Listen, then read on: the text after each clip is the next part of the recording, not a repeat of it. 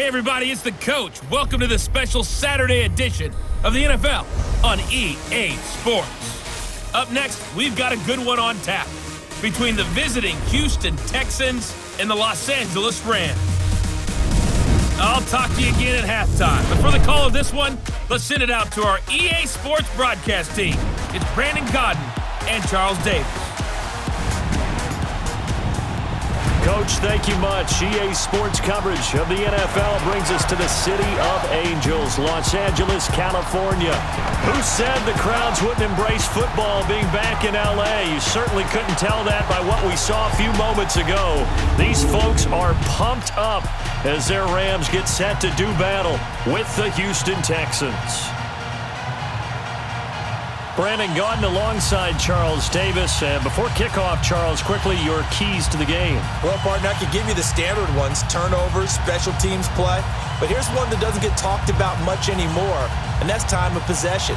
Whoever controls the football, gives their defense a break, and takes care of business, that's the team that's going to win this ball game. This fielded a few yards into the end zone. And no run back here. This will be a touchback, and it comes out to the 25-yard line. So out come the Rams now for their first possession. They're led onto the field by the former Cal Bear and the #1 overall pick in 2016, Jared Goff. I love this guy's makeup. He is not afraid to fail. He attacks on just about every snap. Wants to throw the football downfield first. He'll throw it short if he has to. But bottom line, he wants to put a lot of pressure on the defense with his arm.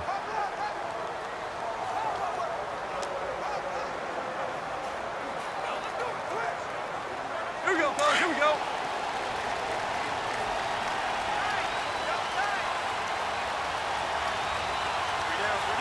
Like 20. Now a play fake here on first down. Oh, he's going to air it out right away. That's caught inside the 20. A huge play there right off the bat.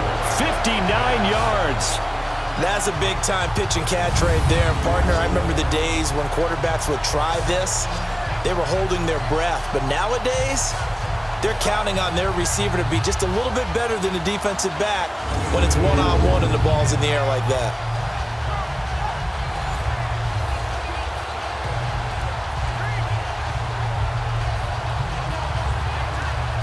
Line of scrimmage moves from their own 25 all the way to the red zone now for 1st and 10.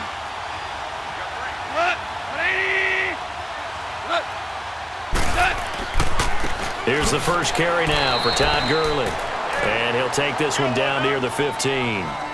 Just a yard on the pickup there, and it'll bring up a 2nd and 9. And the big boys up front in the trenches. What do you think of the O-line, Charles? I love them because this is a group that's so cohesive. They know what the man next to them is going to do at all times, and they operate as a terrific unit.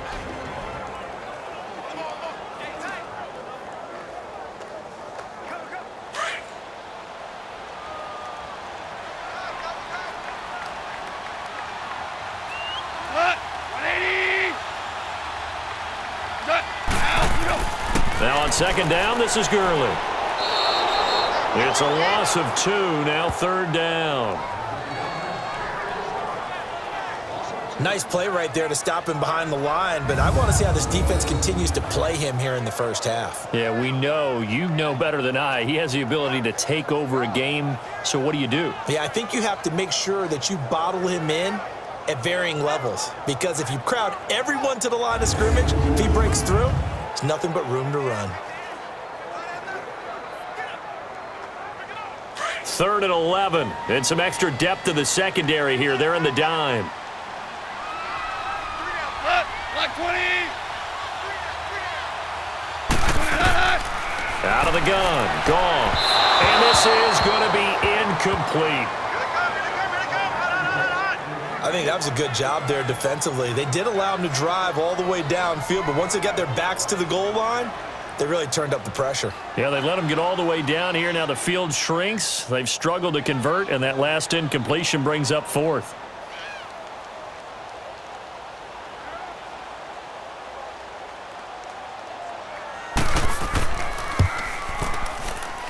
And Zerline's kick is good. And the Rams have the first points here. It's 3-0. So a pretty good opening drive. That'll make the home fans somewhat happy. They wanted 6, but they got 3 in the early lead. And they should be happy. The guys look good getting down the field. That's got to give them a little bit of hope that good things are in store here today for them.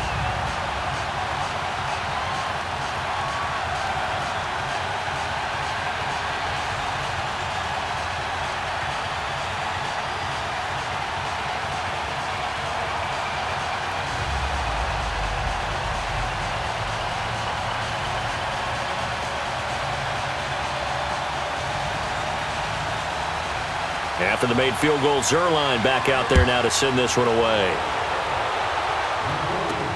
This is fielded a couple yards deep. And he'll take this up past the 20 and down at the 22-yard line. So out come the Texans for their opening drive. Leading them out is their quarterback, the former 12th overall pick. Some refer to him as the natural, Deshaun Watson. Had a chance to meet him while he was still at Clemson at a summer camp, partner. And this is one of the best kids you're going to meet out there. And he doesn't say a whole lot, but it's fun to watch how people respond to him. When he was a camp counselor, the kids just flocked around him like the Pied Piper, just as his teammates did while he was at Clemson. Watson will bring up the Texans here, 1st and 10 at their own 22.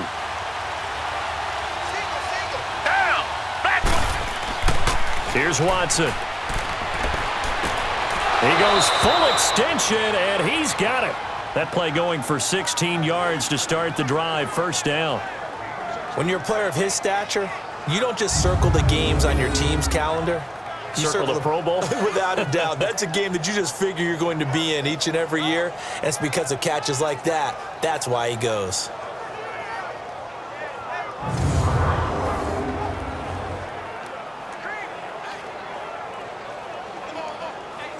From all the way up at the 38 now after a good start to the drive.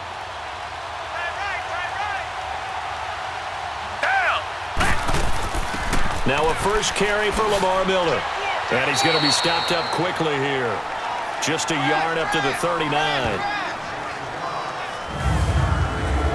And let's take a look at the Texans offense. Come up the lowest yards per carry average of his career is Lamar Miller at 3.7, and that's not normal for him because of his versatility.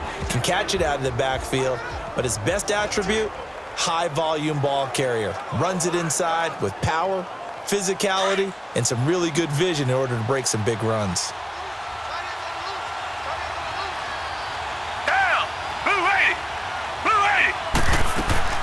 On 2nd down, here's Miller. And he'll be taken down, but not before he works it past the 50. A pickup of 11 and a Texans 1st down. Would you say this offense is locked in right now? They're having no trouble on this drive. What is it, 3 plays, 3 1st downs? Yeah, you talk about on the march. They keep this up, they'll get to the end zone real fast.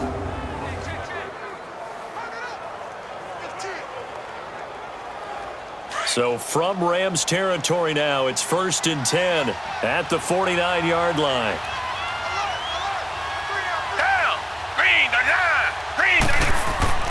Here's Watson. Griffin's got it, middle of the field. And he'll go down shy of the 40 at the 41. A good pickup there, 8 yards on the 1st down completion. Now that's staying ahead of the chains. Really good pickup on 1st down, hitting the tight end there. Now it brings up a 2nd and manageable. Just found a hole in that zone. Facing a 2nd and 2 after that last catch, good for 8 yards.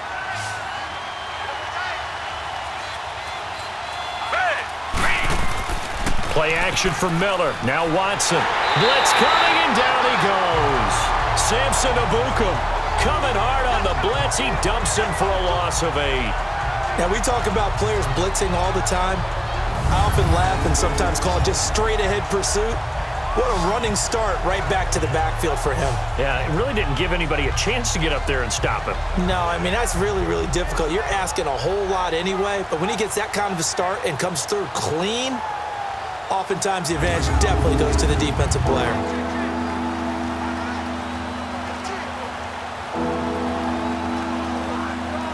Gonna need something special here on 3rd and long. After that sack, what does Watson have in his arsenal?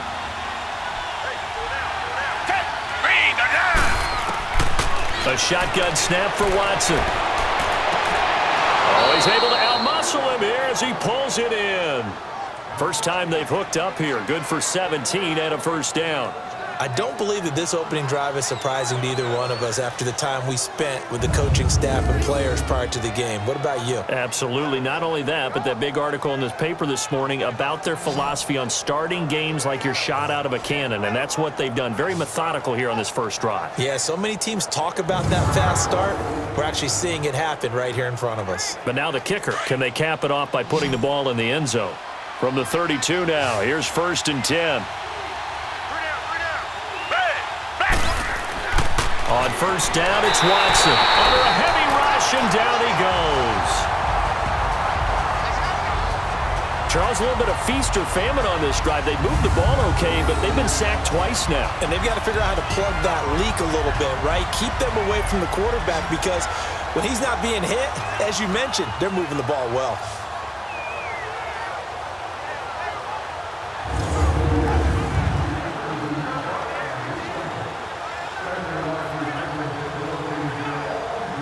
So 2nd and long, and got to be careful not to fall out of field goal range.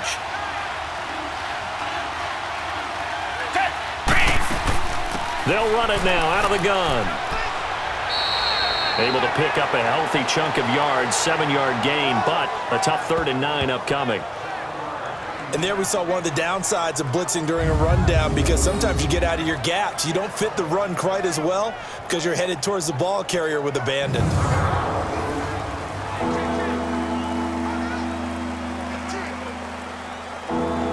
Now play number 8 on this drive, and they need 9 yards to pick up the first on 3rd.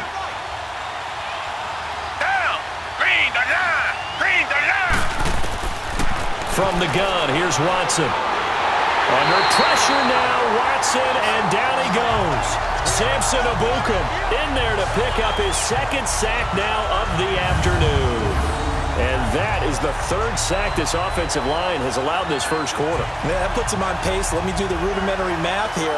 To be sacked 12 times in a game, I know he's not going to go for that. I wonder if it's going to reshape what they decide to do on offense in terms of play calling. Well, I can tell you what, when he popped up, shaking his head, frustrated right now behind center. Kaimi Fairbairn now to attempt the Texan field goal. This officially a 55-yard attempt.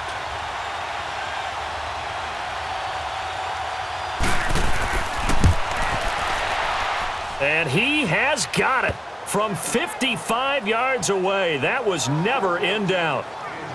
These kickers now, it used to be that a 50-plus yarder was cause for celebration. Now seemingly automatic. Yeah, isn't it funny when we prepare for a game, when you look at the backgrounds of these kickers, it's interesting, isn't it, to find out they were all-state quarterbacks, receivers, defensive backs, all-state wrestlers, right? Baseball players. We're finding athletes all along, and now they're just specialists putting it through the posts.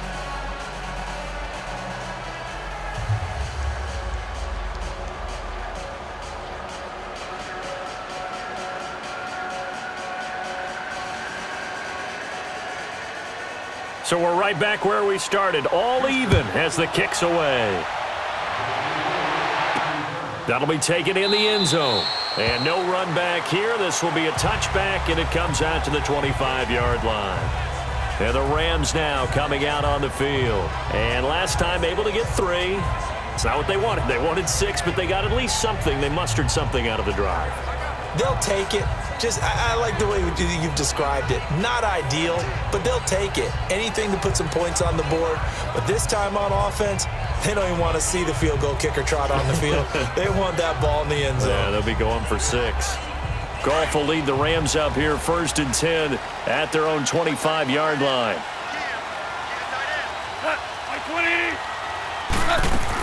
They'll start out on the ground with Gurley. Space to maneuver at the 40. And finally down at the 41-yard line. 16 yards right off the bat and a first down. Boy, he does it at a high level, doesn't he? Because when I watch him, I think of his vision. Straight ahead, peripheral. Also has that sense of where holes are going to be before they actually open. I think that helps set him apart from many of the other backs in the league. One play has him up past the 40 already, and another 1st and 10.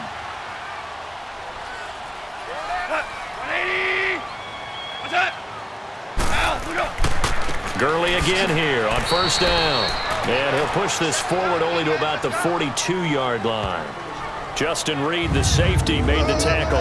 And the big meat on the D-line, we'll see how they do today. And I'd hate to be an offensive lineman having to deal with these guys. They come in hungry, mean, and confident. They think that no one can block them.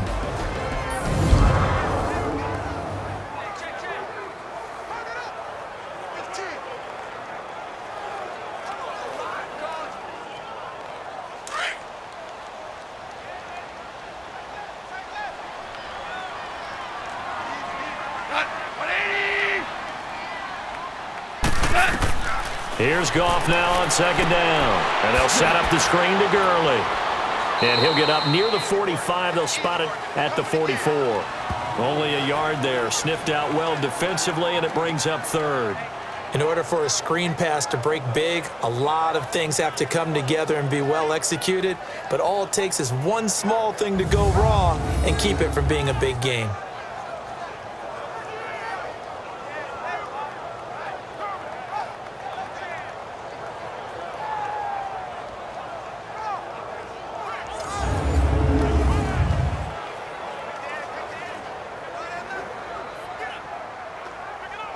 And the Texans have an extra defender in the secondary now on third down.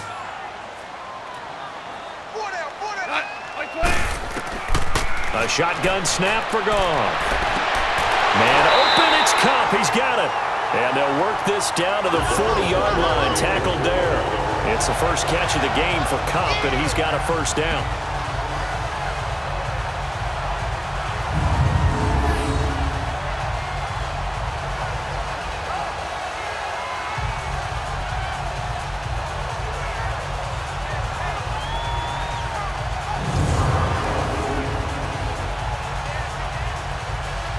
So a 1st and 10 now in Houston territory, right at the 40.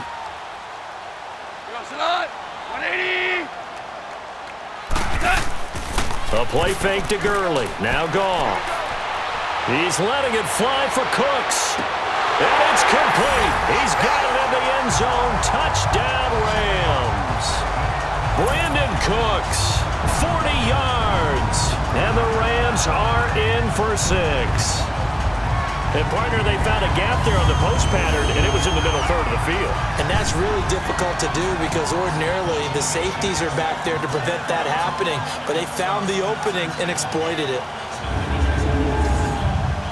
And a pause in the action because the booth, they see something that they want to take another peek at to find out if this was a touchdown or not.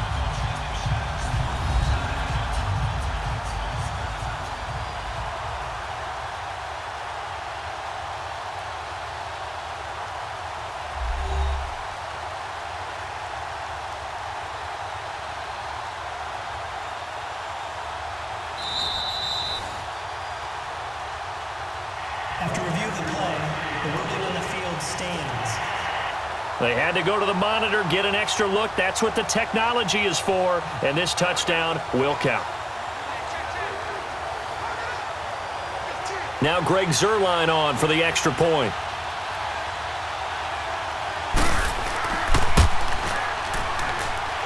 Zuerlein good with a PAT, and the lead is now 10-3. That time, 75-yard drive, 5 plays. And it winds up with a touchdown for Los Angeles.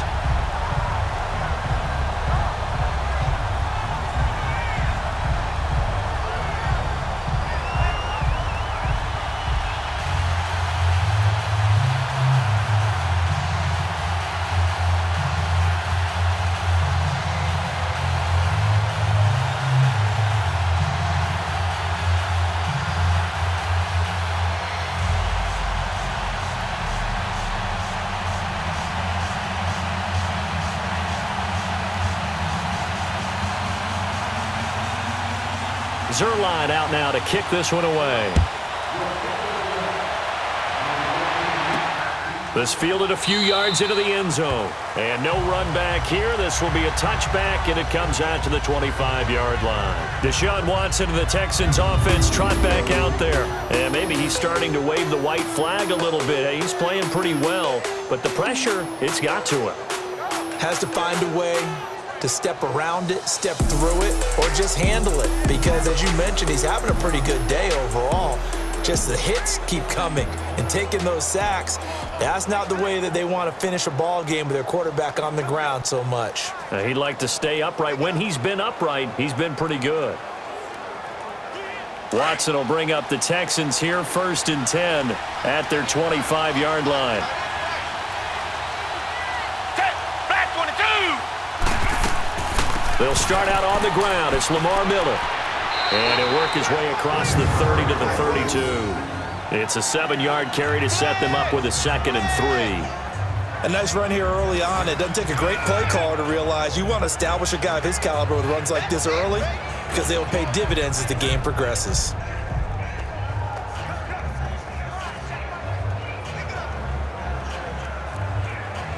They'll operate from the 32-yard line here, 2nd and 3.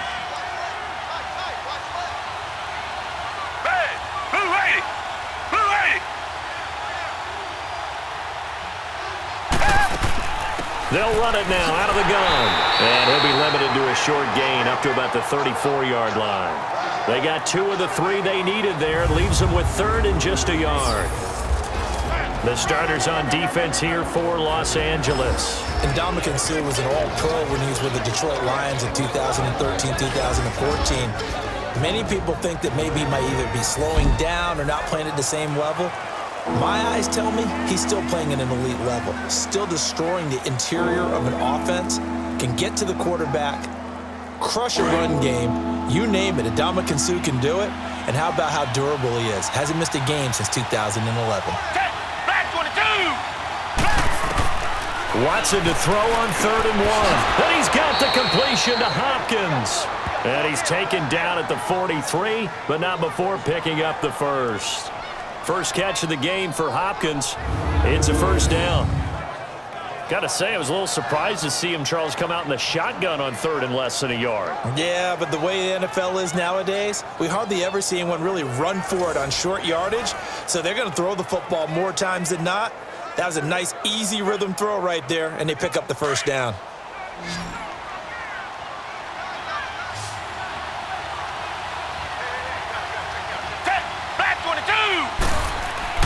They go play action here on 1st down. Going deep for Hopkins.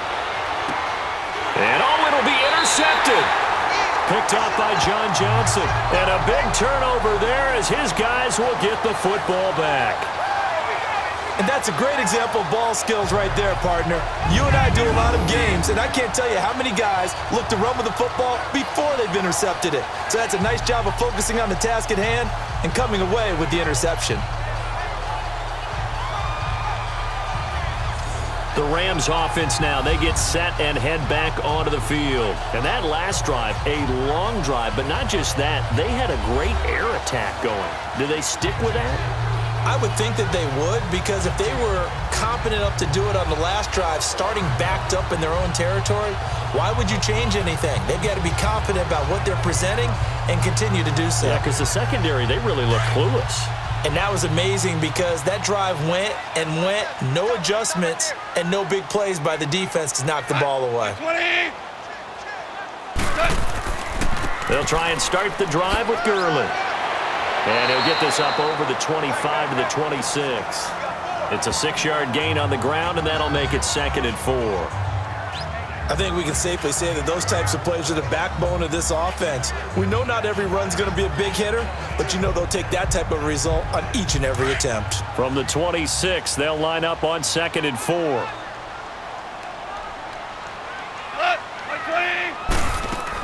They'll run it now out of the gun. And he'll get it up near the 35, right at the 34 here. Call it a gain of 7, and it gets him a new set of downs. Well, they came into this game saying it was important that they set the tone and show that they can run the football.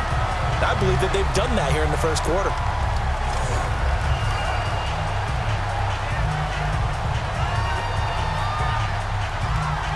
From the 34 now, here's 1st and 10.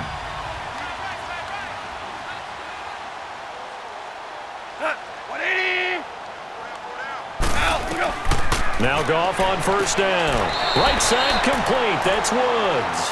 A gain of 6 there on first. I think defensively you're okay with that. You're in the first quarter. He's going to get some catches, but they rallied to him quickly. And that's what you count on, and I like what you just said.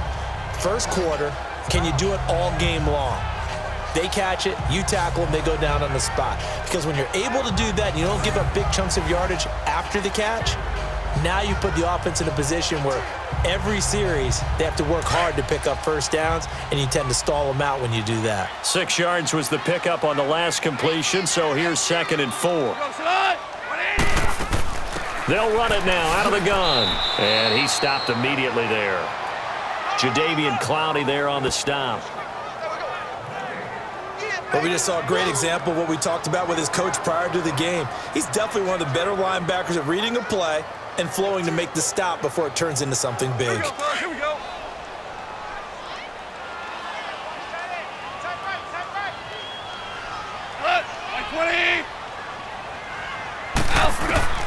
From the gun on 3rd down, Goff. And that is incomplete. I'm not sure we could spot any tendency here on this 3rd down. They could have run it or passed it. Either one was available. They chose to try and get it through the air, but they were unsuccessful. So on 4th down, here's Johnny Hecker to punt it away.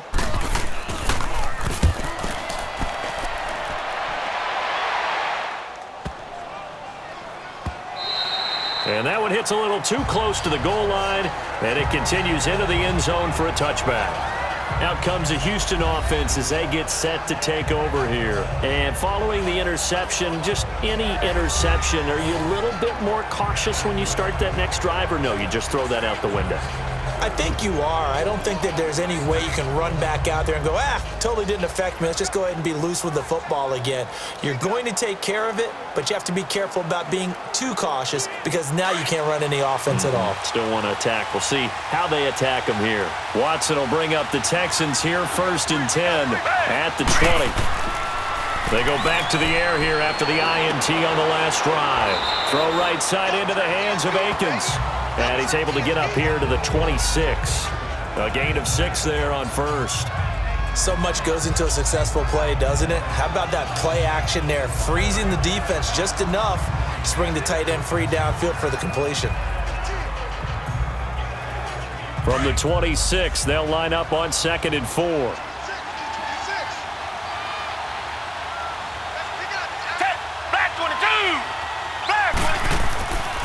Watson going to give this one to Miller. He takes this for 3 to the 29.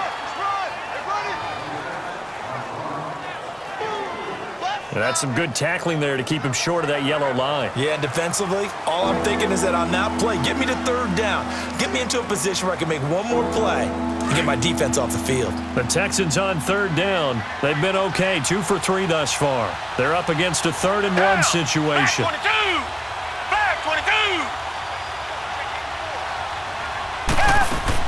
They'll try to run for it with Miller. And he's going to get to the 31, enough for the first down. Oh, now Miller slow in getting up. He's still down on the ground. While the training staff works on him, we'll step aside and be right back.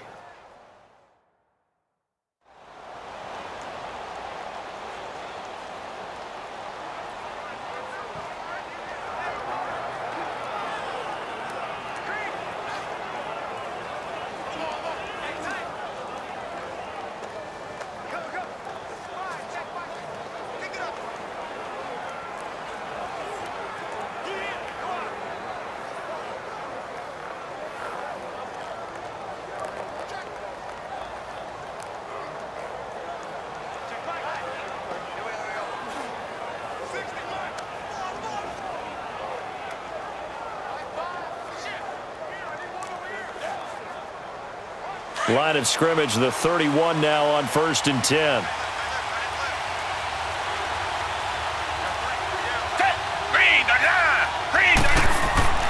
On 1st and 10, Watson going deep for Hopkins.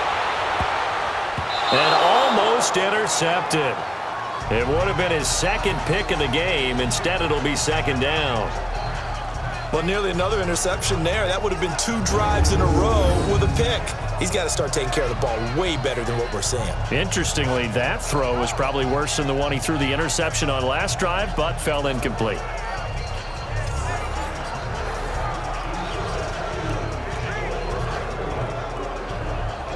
Line of scrimmage, the 31 as they line up, 2nd and 10. Down. Blue Raiders. Now a run. This is Alfred Blue. And he's got a good gain of 7 up to the 37. That was a really nice run there to bring up 3rd and short. After the incompletion on 1st down, it's awfully nice to have a running back that you can hand it to and put you back in a good situation.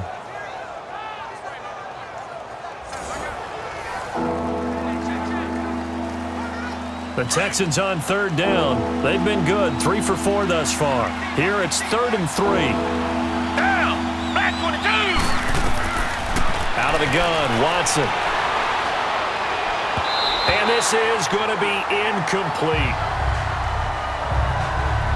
You absolutely have to have this early on, right? 3rd and short, they elect to throw for it, and that's normal NFL football. They're going to throw on 3rd and short, but you got to hit it, don't you? Yeah, in the first quarter, like you said, to set the tone, can't connect there.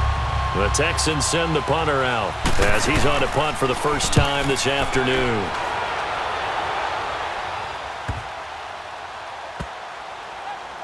Oh, and what a play on special teams here. This is going to be down inside the 5, all the way down at the 2-yard line.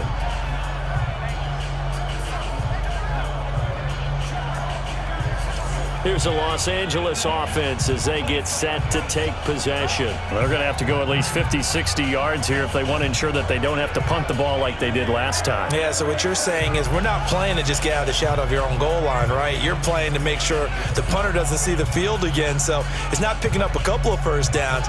You want to pick up 5 or 6 first downs and make sure you move the ball into their territory.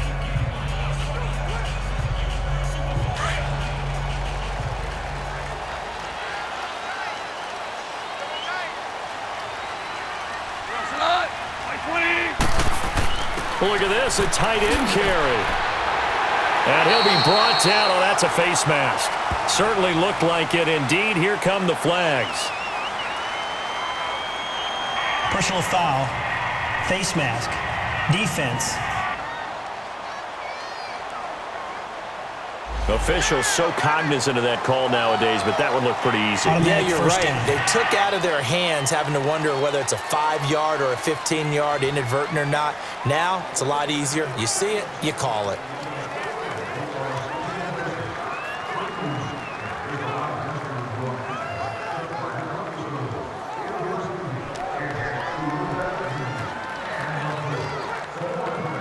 So the yellow flag came out, and that leads to a new set of downs for this offense. 1st and 10.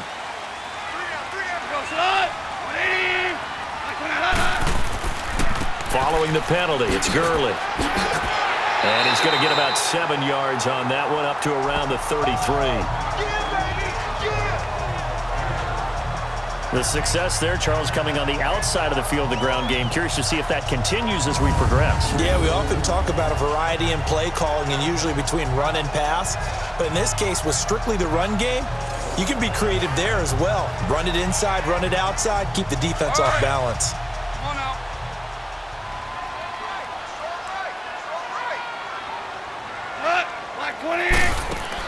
To throw on 2nd down is gone. And Cooks hands it over the middle. He has already cracked the century mark in receiving in this opening quarter.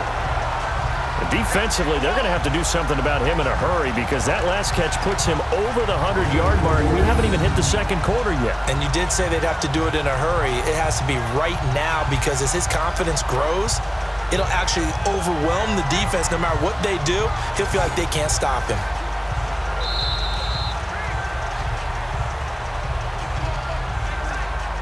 And we will not see another play as time has run out on this first quarter. It's the Rams out to the early lead. We're back to Southern California right after this.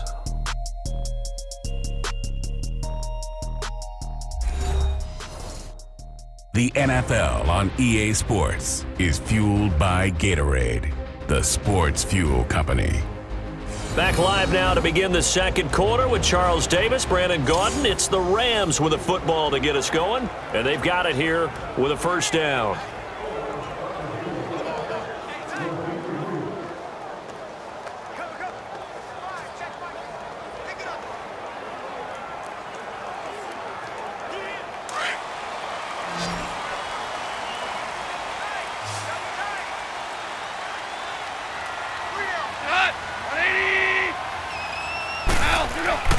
Goff now looks to throw, and this is going to be incomplete. The linebacker, Zach Cunningham, there defensively to make that play. When you see passes knocked down by those guys I call the frustrated fullbacks, the linebackers, you know that in their zone coverage, they were able to drop, see the ball thrown, and react to it very quickly.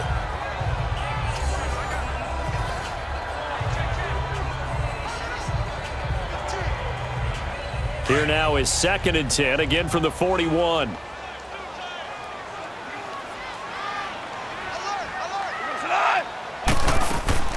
They'll run it now out of the gun. And an alley to run. And they'll get this well past midfield before being stopped just before the 35. That good for 22 and a first down. I know that play went to the left side, and that's what it was designed to do, an outside handoff there. But how about the whole offensive line being involved? Seal the left side where the play was going, what they call play side. But how about on the back side? Just taking care of business to make sure no one can get there and disrupt it. Is the biggest key the left tackle? Without a doubt. Control that edge. Get out there. You want that left tackle. If you bring your tight end over there, either way, control the edge of the line of scrimmage, you got a chance to rumble. So on the heels of the run by Todd Gurley, another 1st and 10.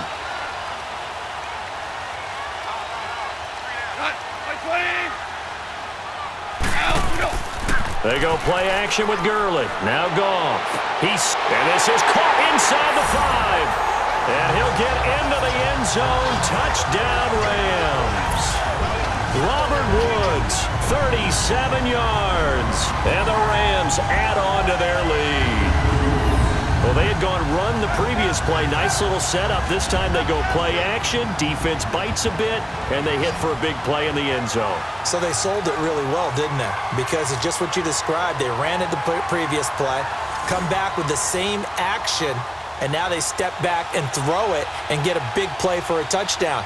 But what happens as a defensive back is your eyes have to go to the right place. You always hear Coach talk about, are your eyes in the right spot?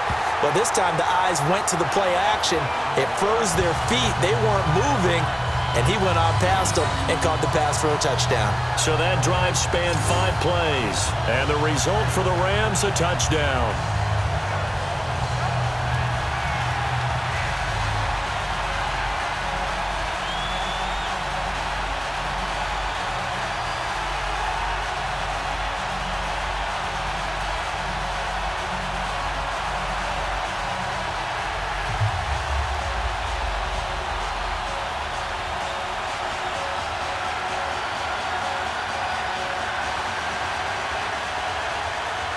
Zerline out now to kick this one away. That's fielded in the end zone.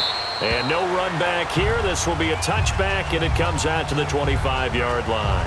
Deshaun Watson of the Texans offense trot back out there. And I guess the question, Charles, is what's the formula for keeping him better protected? Because as we see, the protection, it struggled. And normally what you get is renewed determination. When the big guy gets hit, that usually sparks people. Hey, we can't let this happen anymore. They take it personally. He's not supposed to be on the ground, but that hasn't been the case so far in this game. So maybe they've got to figure out how do they get rid of the ball faster to help out the offensive line so he doesn't get hit as much. And we'll see if they can keep him off the ground now going forward. Watson will bring up the Texans here, 1st and 10 at their own 25-yard line. Black 22! Black 22! Watson from the gun, he'll throw. He throws and he hits the slant route to Thomas. And he'll get it up near the 35, right at the 34 here. Give him 9 there on the first down completion. Nothing fancy on first down, but a very consistent type of a play. Hit that slant. A lot of people call it an extension of the running game, and it can be if that pass is completed. Because you hit a guy on the run like that, he often can go for big yardage. Sets him up nicely for second down, staying ahead of schedule. Off of play action, it's Watson. Finding his safety valve here. That's complete. And he takes this one down almost all the way to the 30. An excellent pickup of 34 yards. So what's the old expression that quarterbacks like to use when they decide to throw the football? I'm looking for either a touchdown or a check down. And he took the check down on that play, and it worked almost to perfection.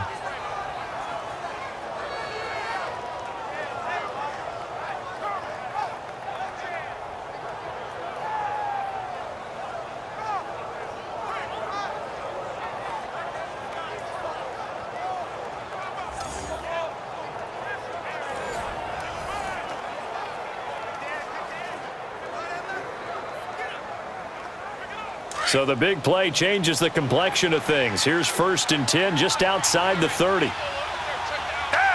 Blue 80! Blue 80! Now a first down throw, Watson. Hopkins on the grab over the middle. And he's brought down, but not before he reaches the 8-yard line. That one goes for 24 yards. This offense can certainly move quickly when they want to. 3 plays, 3 pass completions. In the blink of an eye, they've got it 1st and goal. Almost felt like a lightning bolt hit in this game, didn't it? For them to get downfield that quickly. And now 1st and goal, expect them to attack right here on this play.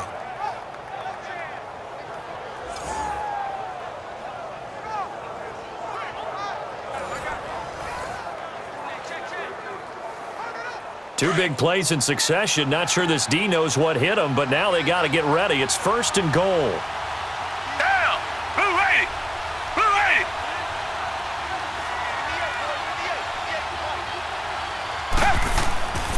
They'll run it here. This is Deontay Foreman, and he's going to fight his way forward here for a modest gain.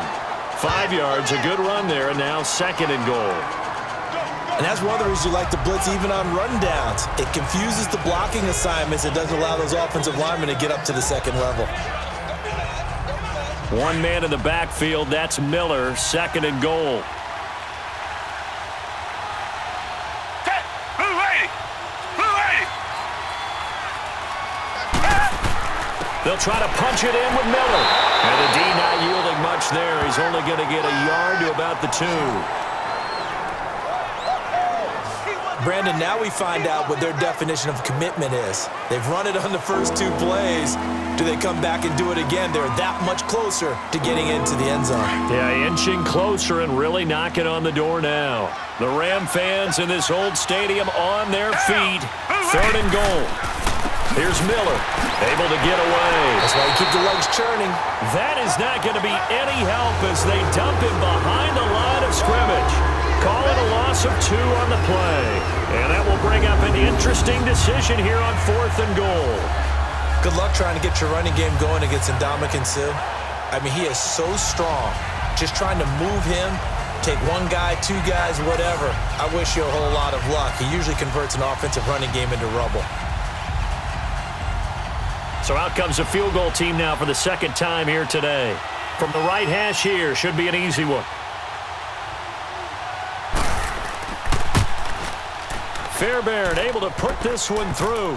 And a 2nd field goal here gets him back within 11 now. It's 17-6. No problems in the field goal department so far. He's 2 for 2. Pretty reliable here in this game, isn't he? And to me, that bodes well for them. If they need him late in the game, his confidence should be sky high.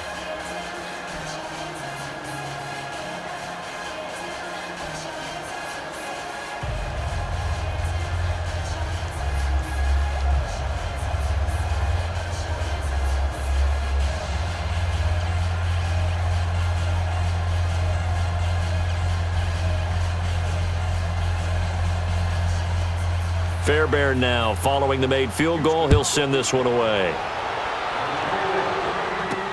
This fielded a few yards into the end zone. And no run back here. This will be a touchback, and it comes out to the 25-yard line. Getting set to go again here, Robert Woods marches back onto the field. He's doing what he's capable of, having a solid game. Not the most amazing game. He's not over 100 yards, but a good game so far. And you just know that mentally He feels like he's one catch away from turning it into a great game and starting on that road.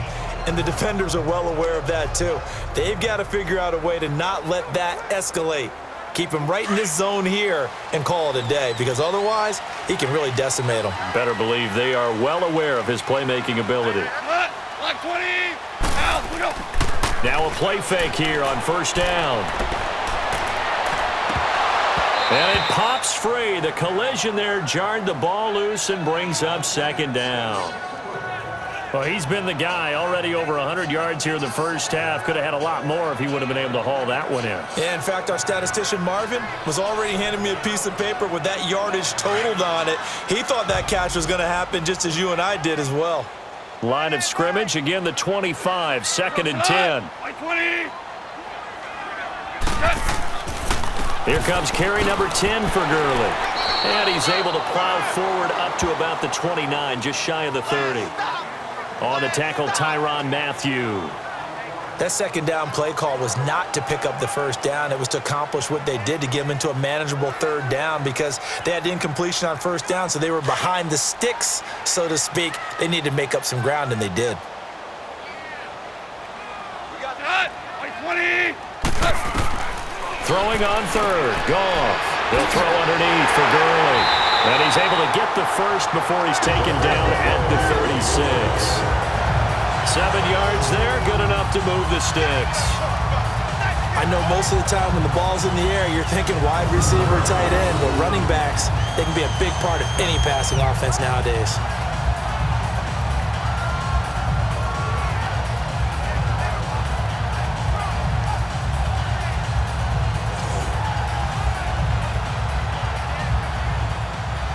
So from the 36 now, first and 10.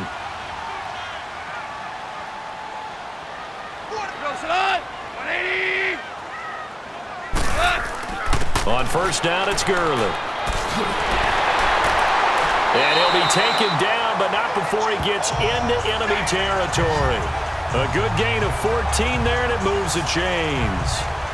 Whenever we meet with coaches and they always talk about wanting to establish running the football, it's oftentimes with a good tight end who can control the line of scrimmage and the point of attack, and they're becoming harder to find because the colleges are giving us a whole lot of receiving tight ends, former wide receivers who can run, not necessarily block very well. In this case, though, we saw two tight ends on the field, both of them with the ability to block, and he ran the ball successfully behind that power set. C.J. Anderson of the game. He gets it here. And he goes across midfield and down into Houston territory. 3 yards on the pickup there, and it'll be second down.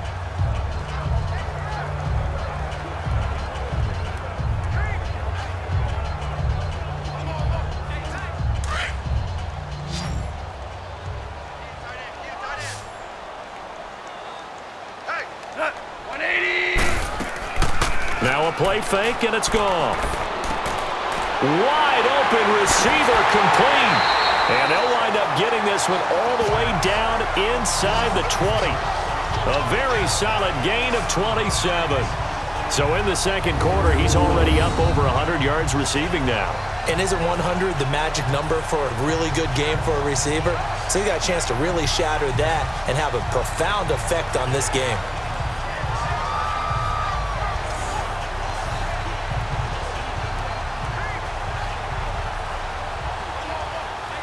Goff now over 200 yards already in this first half. It's first and 10. Handoff comes to Anderson. And he'll take this down for about 4 yards, down to the 15. On any running play that's called, they're always hoping that it's going to break big and go the distance. But when you get a nice game like that, you're able to do so many things anyway. You can come back and run essentially the same play again, continue to move the ball on the ground, or you can decide to throw the ball now because usually you have the defense back on its heels. Back to the ground, this time with Gurley. And he is going to be stopped cold behind the line of scrimmage. He lost 2 there, and it's third down. I know when I was a kid, I always got real excited when I saw those lateral type runs. But the best backs that made it happen, they put a foot in the ground and just go. That didn't happen there. That play got swallowed up.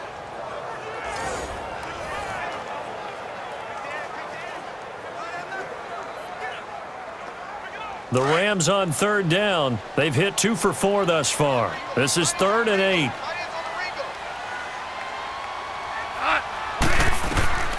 From the gun, here's Goff. His throw caught at about the 5. And able to get him down, but he does reach the 5. They're able to convert on third down, and that sets up a 1st and goal. And with that completion, he's now north of 200 yards here in the first half. Boy, a tough start for the secondary defensively. It is, and it's got to put a dent in their confidence. And, you know, you always want to keep that up and feel like you can always bounce back after plays. But with the kind of numbers he's putting up here, it's starting to wear on them a little bit, I think. So they're looking at each other and trying to figure out what defense will work and how can they play better without getting beat deep for big passes. On 1st and goal, Gurley. And the hole closes quickly here. He can fight only to about the 4. Only a yard on the pickup there. 2nd and goal. I know that speed is the hallmark of today's NFL game, but the key to good rushing defense is still having your linebackers set the edge. 2nd and goal from inside the 5.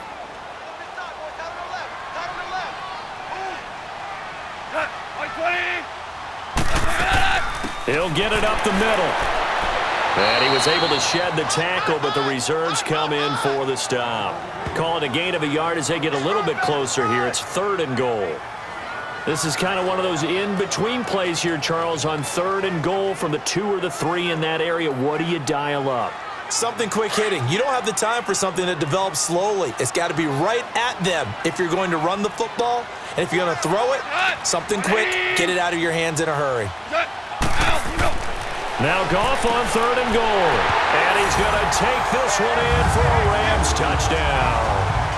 Jared Goff with his 3rd touchdown pass of the afternoon. And the Rams add on to their lead. The defense is doing their best, but they're struggling right now. They'll look for some help from their own offense to keep them in the game.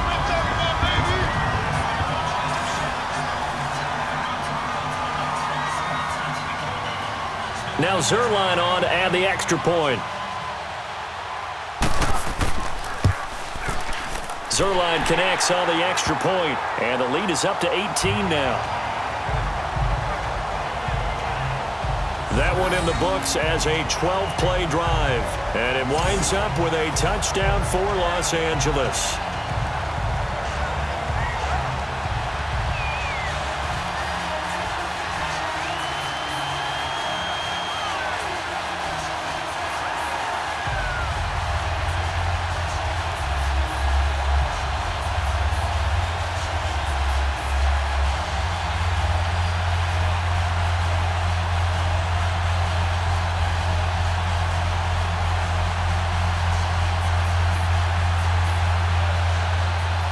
Zerline out now to kick this one away. That's fielded in the end zone. And no run back here. This will be a touchback, and it comes out to the 25-yard line.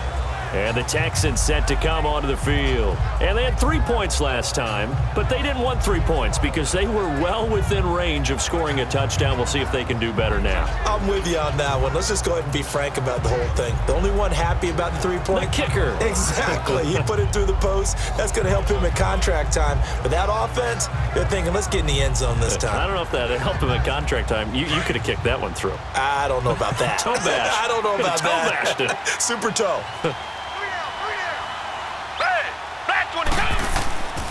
They begin with a run by Miller. And nothing doing. He's immediately taken down at the line of scrimmage. On the stop was Aaron Donald.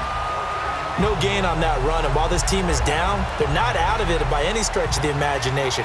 Maybe you just have to think about different style of running in order to get this guy going. Well, they had the run for no gain. Now they'll try again from the 25 on 2nd and 10. Watson hands to Miller on the draw. And he'll go down right at the 30-yard line. It'll be a pickup of 5, and that leaves him with 5 more. 3rd and 5 now. And there's a run to be happy with. Good, solid yardage. He'll take that anytime you hand the ball to him back. The Texans on 3rd down. They've hit it 50%, 3 of 6 to this point. This will be 3rd and 5. Back 22. A shotgun snap for Watson. And that is incomplete. Sometimes it's just not your day. Here's another failure right there on third down.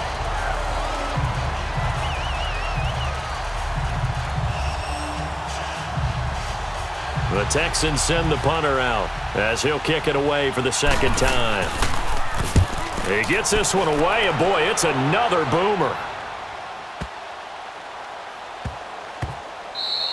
And he couldn't get it to check up. That kicks all the way into the end zone for a touchback. Todd Gurley and the offense, they get set and trot back out there now. The passing game, they've had more success there than the running game. Maybe something they game plan for. How come they didn't tell us about it? Because they wanted to keep it a secret.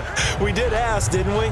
But I think what happened in this one is they've realized that they've established the run pretty well, and teams are going to key on that. They thought they could open it up and have success through the air, and that's exactly what's going on. Yeah, they've had success, at least so far here in the second quarter. Goff will lead the Rams up here 1st and 10 at their own 20-yard line. Now Goff. Firing quickly here, and that's complete. And they'll bring him down at the 27-yard line. 7 yards, the pickup on the pitch and catch. How about the timing on that one? Boy, they were in sync, weren't they? 3-step drop, ball's out of his hands, right to the tight end. Nice completion, just like they do it in practice. Operating from the 27 now. Here's 2nd and 3. 4 down. 180. Play action. It's Goff. And that is incomplete. The effort's always going to be there. Everyone's always going to try and make a catch, but underthrown balls, I think, are the toughest ones to come back and get because usually your momentum's going in the opposite direction when you're trying to stop, break, and come back and get it. The Rams on 3rd down. They've converted 4 times out of 6. Not bad. This time it's 3rd and 3. Goff. And this is going to be incomplete. Really good, smart play by the defense, understanding 3rd and short, guarding the first down sticks, and being able to make a play on the football and bat it down.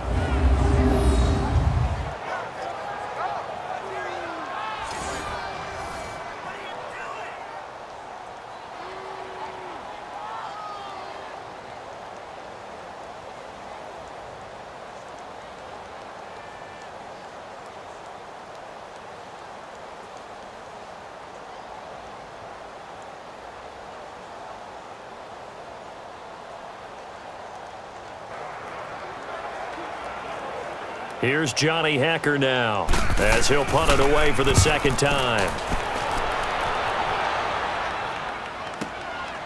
This is taken at about the 14. A big kick there. We'll call it 56 yards on the punt. And the Texans will take over with a 1st and 10. The Texans offense now, they get set to head back on the field here. And with this deficit, you can't have too many more drives like the last drive where you had to punt it away. You know what I would tell my offense right here? The punter doesn't exist, guys. He doesn't even exist. He's not a team anymore. I just cut him, all right? So you've got to go out and create some offense for us here and give us some points.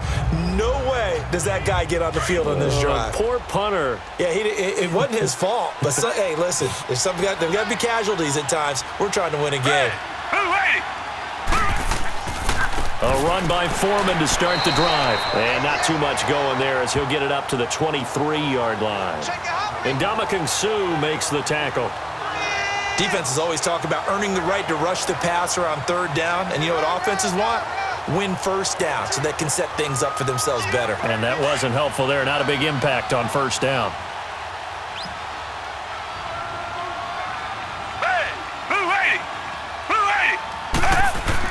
They keep it on the ground. This time it's Miller. And he'll take it forward for about 5 up to the 28-yard line.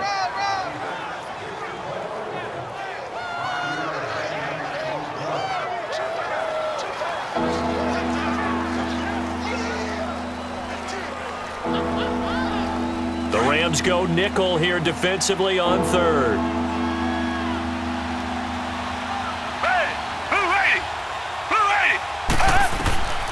From the gun, here's Watson. The hook up on the right outside to Hopkins.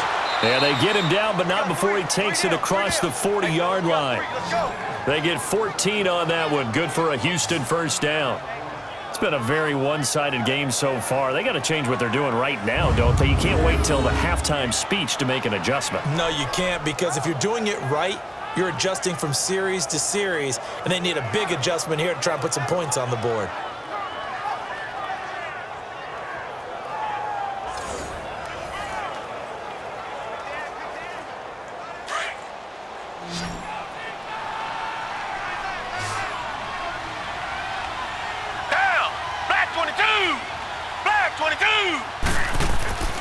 On first down, it's Watson. Going for the deep ball. Trying to force it to Hopkins, and it's intercepted. Picked off by the Pro Bowler, Marcus Peters. And he returns it here to his own 18-yard line. And, Brandon, this is a real nice job defensively of getting inside a quarterback's head and figuring out, okay, where is he going with the football? Because you can make an educated guess defensively, not all the time, but sometimes. And when you're right, you've got a decent chance of coming away with the football.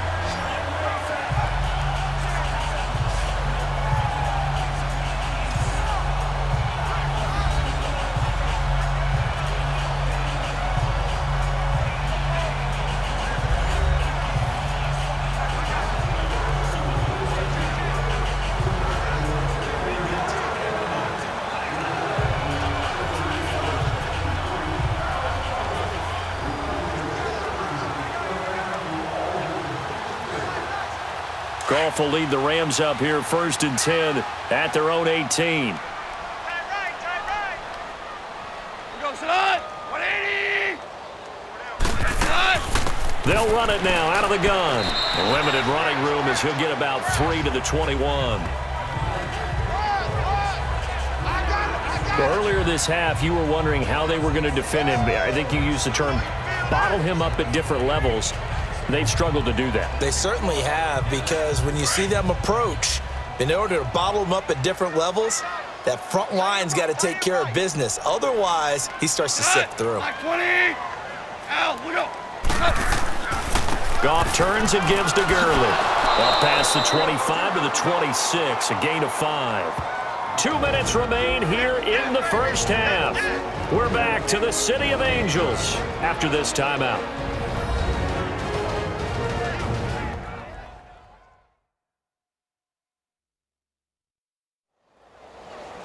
Fans, a reminder, I have a note card here that says ad-lib halftime previews. So I guess let's do just that as we'll hand things over to Jonathan Coachman in Orlando when this one reaches halftime. Did I do okay? You did great. Not a bad job. Hey. Writing down your ad-libs. If you print it, I'm going to read it. I'm Brandon Gaudin. The Rams on third down. They've hit 4 of 7. This time they face a 3rd and 2. 180. A shotgun snap for Goff. And that is incomplete. Perhaps they overthought this one a little bit. They've been running it real well on this drive, and it was 3rd and short, okay? They decided to throw the football incomplete.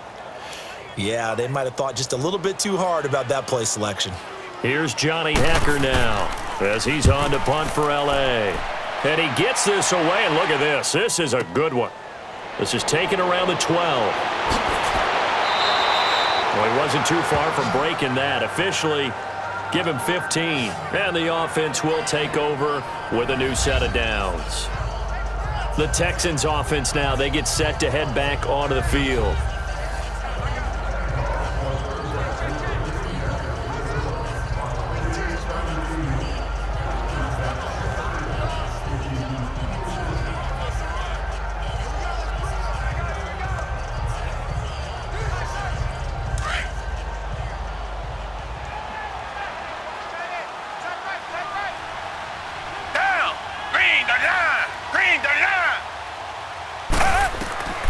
Trying to shake off the interception from the last drive. He'll look to throw. And they get him down, but not before he takes it across the 40-yard line. First down yardage on the first play of the drive, 14 yards. Back to throw, Watson. Oh, he's got a man wide open, complete. And he'll be taken down, but not before he works it past the 50. That's good for a Texan first down, a 12-yard pickup. Watson, and his throw is going to be incomplete. This defense has been very disruptive early on as they force another one to go awry. Seems to be the front and the back end. Pass rush, they've been able to get home, and they're taking the ball away in coverage as well. I love how you put it together. The front and back working in sync, only way to play good defense. After the incomplete pass, here now is 2nd and 10. Flag 22! Throwing again is Watson. Caught here by Griffin. And he's got this down a yard or two shy of the 40 before he's out of bounds. That catch good for 5. It's 3rd down. I think it's okay there. They didn't get a whole lot on that play, but it's nice to have a safety valve that's built like this guy. Big target, guy you can spot pretty easily. Put it on him when your other targets aren't open. The Texans on 3rd down. They're at 50%, 4 for 8. This will be 3rd and 5. Down! Flag 22! Again, it's Watson. He finds his target, Fuller. And he's going to have the first down yardage to the 35. He's got his first catch here before halftime, and it goes for a first down. This has to go down as one of the simpler routes in the playbook, but oh so effective. Nice completion there. Keeps the sticks moving. Now the Texans will burn the first of their timeouts as they'll stop it with just over a minute to go before halftime.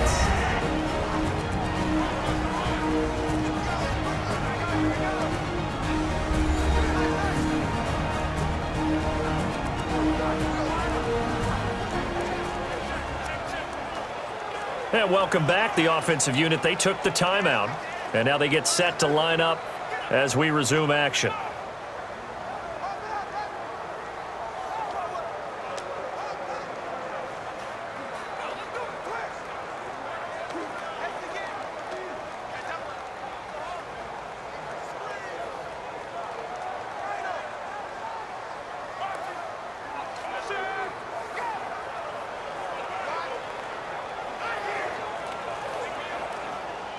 Ball up to the 35 now as they come up on 1st and 10. Down! Flag 22! The first down carry now for Miller. And they see right through that defensively as he'll be hit and taken down to the backfield.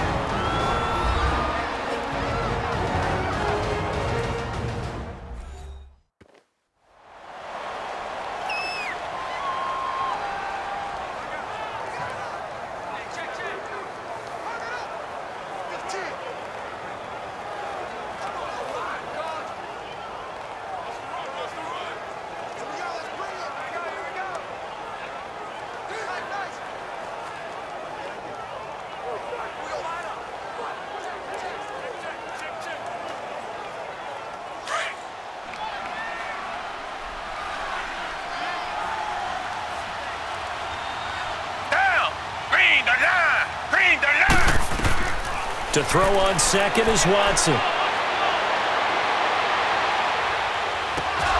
They go with a shuffle pass, and it's complete. And here he'll be brought down a little shy of the 35 at the 36. That throw good for only a couple. It brings up 3rd down. Cool under pressure right there, escaping the pocket and finding what I think was not his primary target. And some of these guys are just so comfortable getting outside of the pocket that they'll do it on purpose. It doesn't even need to be a breakdown. They move, and they know it affects the defense because a lot of times you get lost in coverage in the secondary, and I think you're exactly right. Wasn't his primary target. Found a secondary guy who sprang open, probably because of his movement out of the pocket.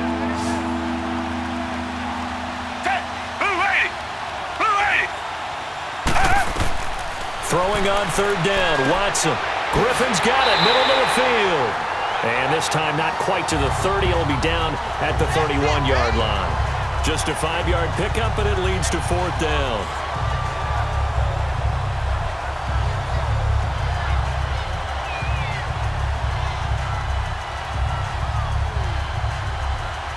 So now here comes the field goal team for the 3rd time today. From the right hash, this from 48. The kick by Fairbairn is good.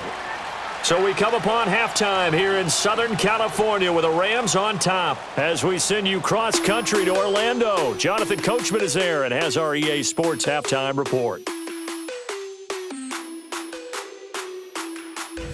In the game you're watching, it was Jared Goff with a strong first half. He's thrown for over 200 yards already, and his guys have the lead as well. As we get you back to Brandon God. All right, Coach, thank you, and we welcome everyone back for quarter number 3.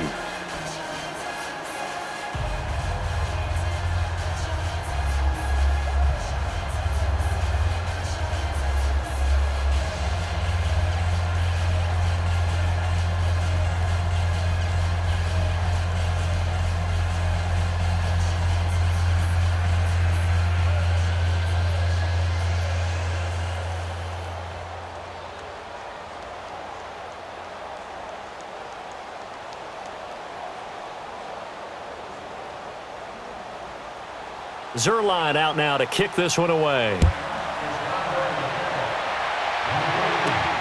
This is fielded at the goal line. And a nice return sets him up pretty good here at the 30-yard line. And here comes the Texans now. They have the ball here for the inaugural drive of the second half. Pretty big deficit, though. We'll see what adjustments were made in that locker room. And I never want to make something more important than it actually is, right? I don't want to create more hype than what is there. But this is I'm doing it, though. This is a really important drive. And we often talk about teams scripting plays to start a game. A lot of them script to start the second half, too. And they're scripting something that they expect to get them into the end zone and back into this game. We'll see if that script is a good one for them. On first down, Watson. And they're not able to hook up there. Incomplete. He was looking to get it to his running back, Lamar Miller. And now it's second down. You know, despite the scoreline, I think they've got to like where they are here. They're on the road and just one big play away from getting right back in this game. I'm going to follow right along with you because the spot they're in now is a credit to their defense. They've kept them in it by making the plays that they've made, and that just means you're one big score away from being right back there. Now the question is, can this offense step up and make that play? Because that's been an issue for them in this game. And he gets this up across the 35 before he's out of bounds. 8 yards on the completion, but now they face third down. If you're running out route, it's likely you're going to end up near the sideline. And what did we just see there? Toe tap. You got it. The benefits of practice. Toe tapping, foot dragging, picking it up, and making sure it was a catch. This offense in desperate need of a conversion as they come up on third down. Now it's Watson, a bootleg. And this is going to be incomplete. We're into the second half now. This is an offense that continues to struggle to sustain a drive. Looks like they're just totally out of sync, whether they're running the ball, passing the ball like we saw there. I don't know. The rhythm seems off.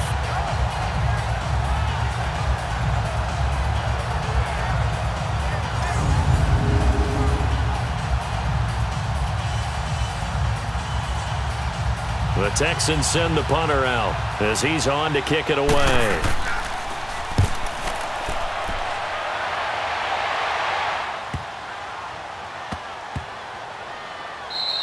And that one hits at the 7, but bounds into the end zone, and that'll be a touchback.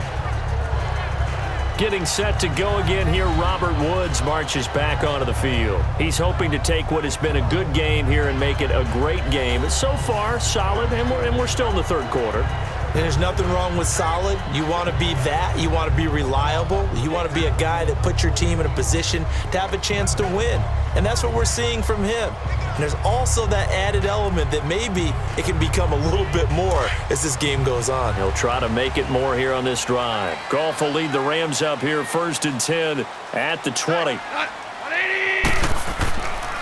Back to the workhorse today. It's Gurley. And he'll get only a couple up to the 22. Well, he was looking for some running room, and there wasn't a whole lot of it there on that play. I think he was lucky to get a couple of yards out of it because those defenders, they were rallying to the football pretty quickly.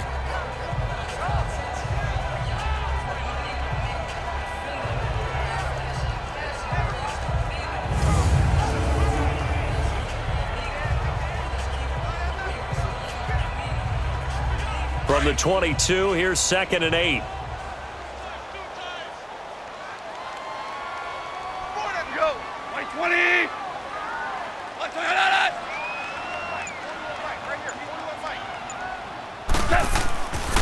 They'll stick to the ground game with Gurley.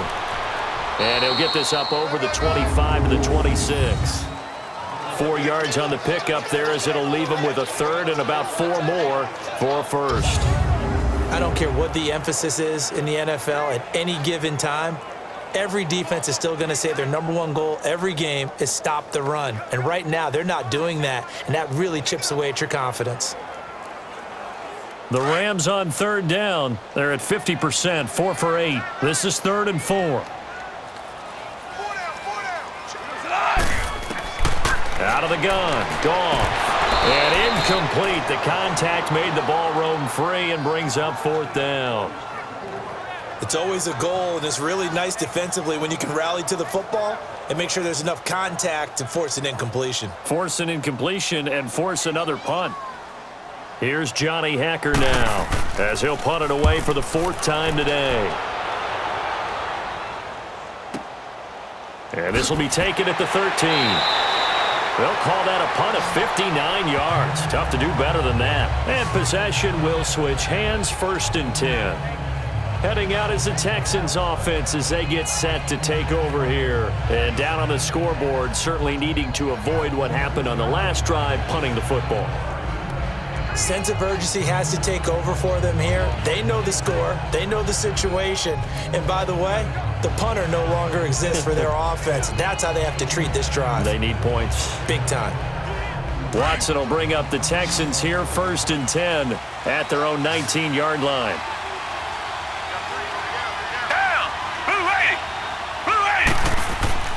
Play action from Miller. Now Watson. He couldn't quite hold it. Got hit. Ball pops out. Incomplete. You get a tight end like this, and you know he's used to dishing out punishment, but here, he's the one that has to absorb the contact, and as a result, unable to hold on to the football. So now 2nd and 10 after the incompletion on 1st down.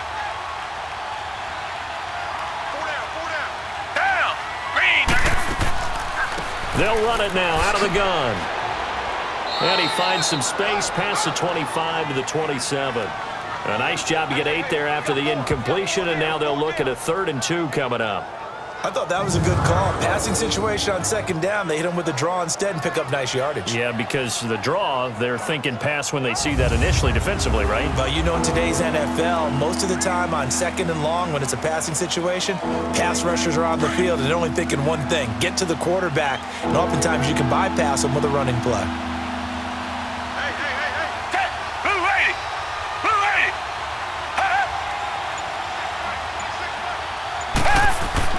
To throw is Watson. Off the bootleg. Throw left side taken in by Miller. And he's going to have the 1st down yardage as he's down at about the 30-yard line. 3 yards there, good enough to keep the drive moving. So many times you hear today's NFL described as a space game.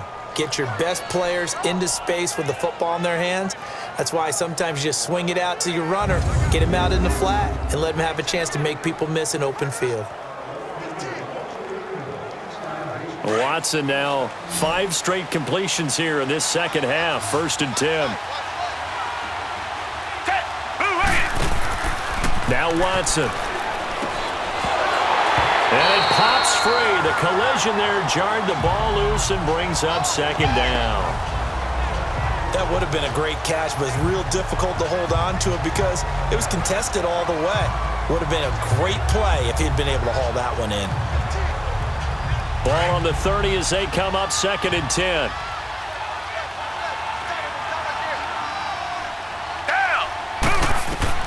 Back to the air, Watson on 2nd down. Caught left side, Hopkins. And he's able to take this one up to the 35-yard line. 4 yards on the completion, and it sets up a 3rd down. Good throw, good catch, but I really like the route. The drag and being able to run away from defenders, hard to stick with them for that long. Yeah, better against man than zone, or? Better against man, because now you're running away from someone and you're not running into a defensive player in another zone. This offense in desperate need of a conversion as they come up on third down. To throw on third down, Watson. And he's got the completion to Hopkins. And he slips up past the 45 before being tackled. A fresh set of downs on a gain of 13 there for the Texans. Well, they obviously read man coverage their partner, and he got downfield, broke down the defender, made him What do you mean by that, Brooke? Yeah, he made him think he was going to run a different route. Probably thought he was going to take it upfield, and then he curls back inside for the completion. 2 first downs have him up near midfield now on 1st and 10.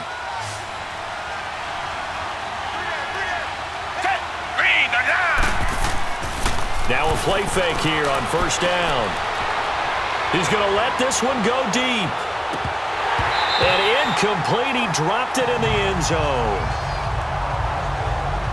What a job by this defense all game long. They've come together and really said, no one's crossing our goal line, and they're definitely not going to start right now. You can just see the dejection. Feel like nothing is working offensively. So after the incompletion on 1st, now 2nd and 10.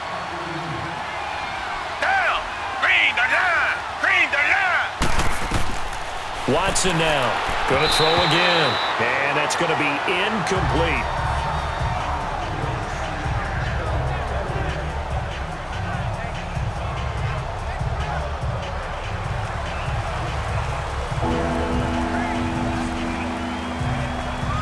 Here comes the 8th play of the drive, and they need a full 10 yards on 3rd down. Watson looks to throw again. And he's going to be intercepted a 3rd time. John Johnson with the INT. And they will set up shop at their own 41-yard line. Well, this is simply a great read by a defensive back. It's 3rd and 10, so he sits right on where the yard-to-gain marker is, knows it's going to be a route around that distance, makes his read, breaks on the football, and makes a terrific play.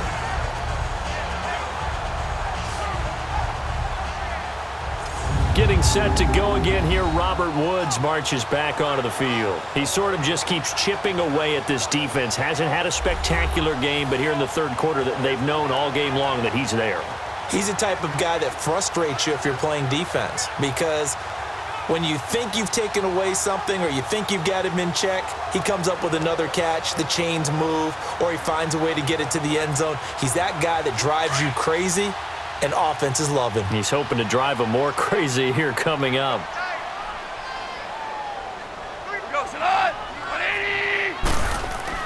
After the interception, here's Goff. And that's caught left side. It's Woods. A good pickup there at 22. Right after the turnover, they come out throwing. And that means it's a sudden change situation. We used to practice it on defense. Sudden change, get out there, stop the offense. But you typically run out there a little bit unsettled. I think that's why he came right out throwing the football, hoping to catch him off balance. And he did.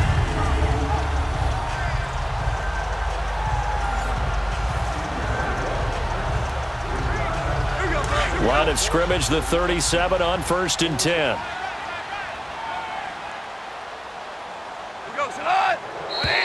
Now whistles and a flag down. I think one of the Rams linemen might have moved. False start, offense.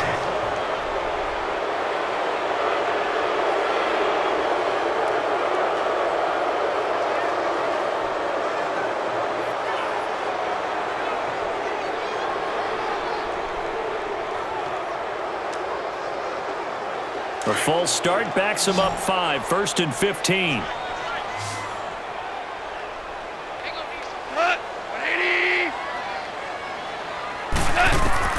From the gun, here's Goff.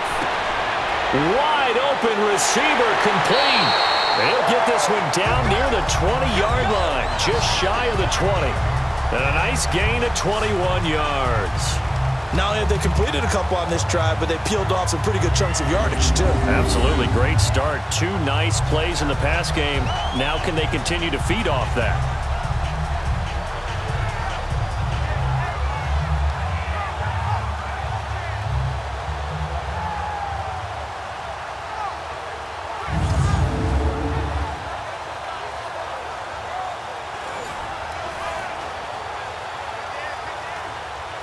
Back-to-back good plays have them on the move on first down.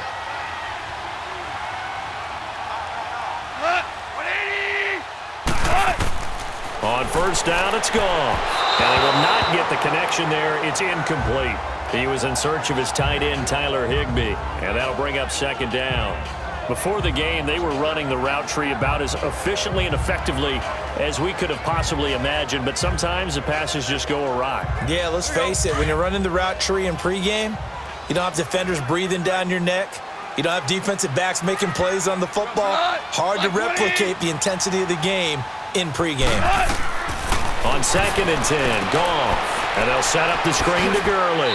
And he'll take it down here just shy of the 15 at the 16-yard line. Give him 5 on the screen play, and that'll set up a third down. Everyone's got to be able to catch the football. Doesn't matter what position you play, but if you're on offense, be aware a ball may come your way. The Rams on third down, not quite 50%, 4 for 9. This will be 3rd and 5. Goff throwing again. And he couldn't hang on to it through the contact. Incomplete. You hear the calls for a penalty, but I just don't think so. I think in this situation, the defender was making sure his guy couldn't hold on to the football. So I don't see anything that warranted a flag. No, I'm with you. There was contact, but I'm happy they kept that flag in the back pocket.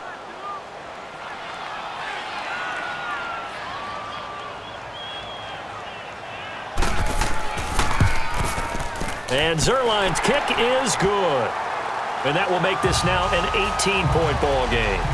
So they've put together a good little drive there, but ultimately stalling out in the red zone. Yeah, I know a lot of people look at it as a little bit of a negative. They didn't get 6 points out of it, right? Didn't get the touchdown.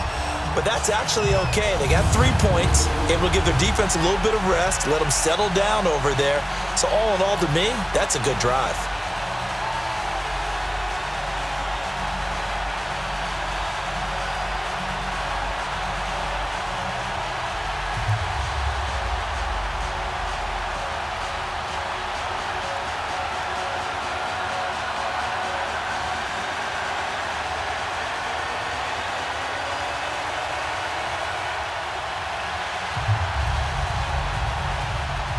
After the made field goal, Zerline back out there now to send this one away.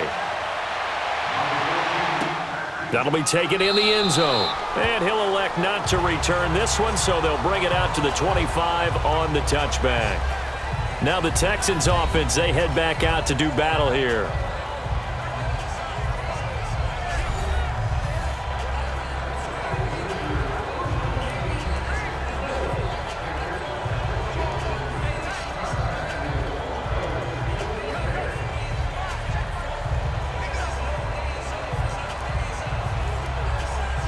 Watson will bring up the Texans here, 1st and 10 at their 25-yard line. Trying to shake off the interception. He'll look to throw. Looking right sideline, but it's incomplete. Let's face it, if you want to get back into the game, these are the kind of throws you got to hit. He's wide open right there. Got to be able to get it to him, don't you think? And those are the throws that haven't been available to them every time he's dropped a pass. Yeah, that's a big miss. Line of scrimmage, again, the 25, 2nd and 10.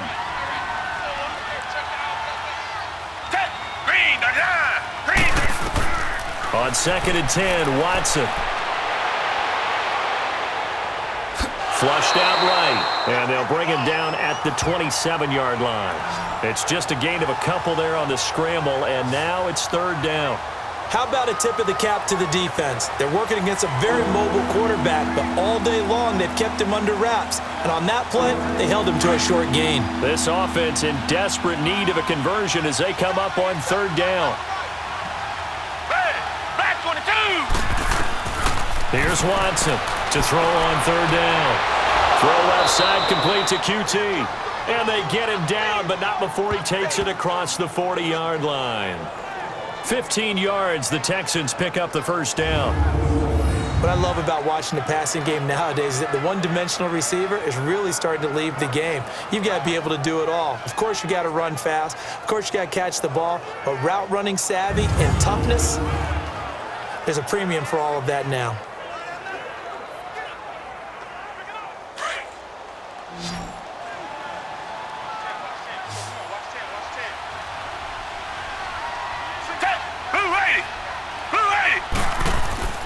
Now a first down throw. Watson looking left side, and he's got a man. That's Griffin.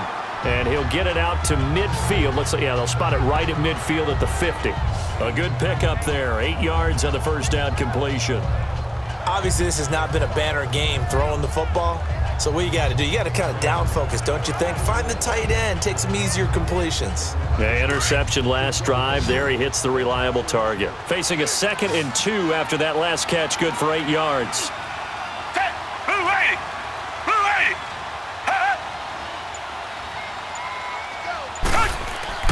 From the 50, it's Watson. He's going to flip that out to the flat. It's complete. And he'll get it down to the 47 here. Only 3 there on the pickup, but that's enough to move the chains. So many times you hear today's NFL described as a space game. Get your best players into space with the football in their hands. That's why sometimes you just swing it out to your runner, get him out in the flat, and let him have a chance to make people miss an open field.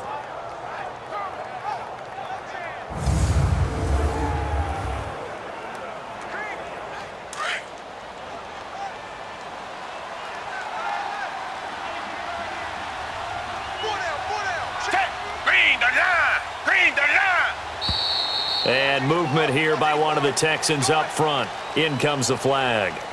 False start, offense.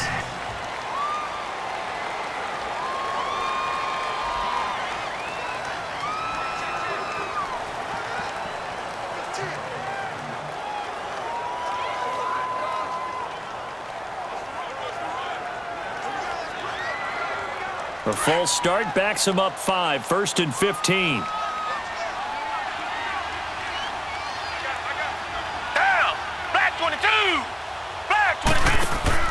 They go play action here on first down. Throw left side complete. It's Hopkins. And all the way down to the 10-yard line. The Clemson connection. Watson to Hopkins for a big one. 42 yards. Coaches really don't care from what position they get this, but run after the catch ability, rack ability, is often the difference between winning and losing and changing field position. So now following the big play, they've got a 1st and goal all the way down at the 10. They'll try and run for it with Miller. And now Miller hit, and he fumbles. And the Rams have got it back. Partner, you know how often we hear about the red zone, right? From the 20-yard line going in, that's scoring zone, getting points on the board. A lot of teams call from the 10-yard line in the green zone. That's your money zone. He fumbles the ball inside the money zone. You have one job, take care of the ball. That didn't happen. And we move to spotlighting Brandon Cooks. Good day for him so far here in the 3rd quarter. He's hit pay dirt once, over 100 yards, but hey, it's the 3rd quarter. He's thinking, I want more, right? He wants more, and it just increases the confidence of his team because every play he makes, that means his quarterback is really feeling good about throwing the football. Probably feels like he can't throw an incomplete pass when he throws it to him right now. Yeah, he's looked really, really sharp.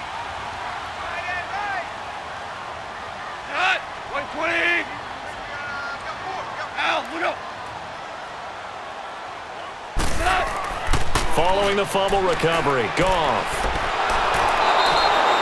Jadeveon Clowney in there to sack him for a loss of 6. Now this is where field awareness comes into play. He's getting perilously close to his own goal line, and after that sack, backed up to his own 2.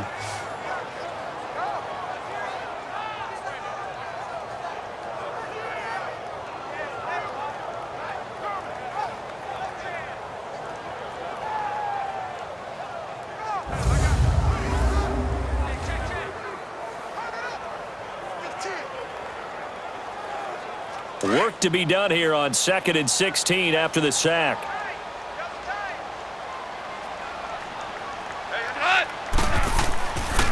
Now Goff will hand this one to Gurley.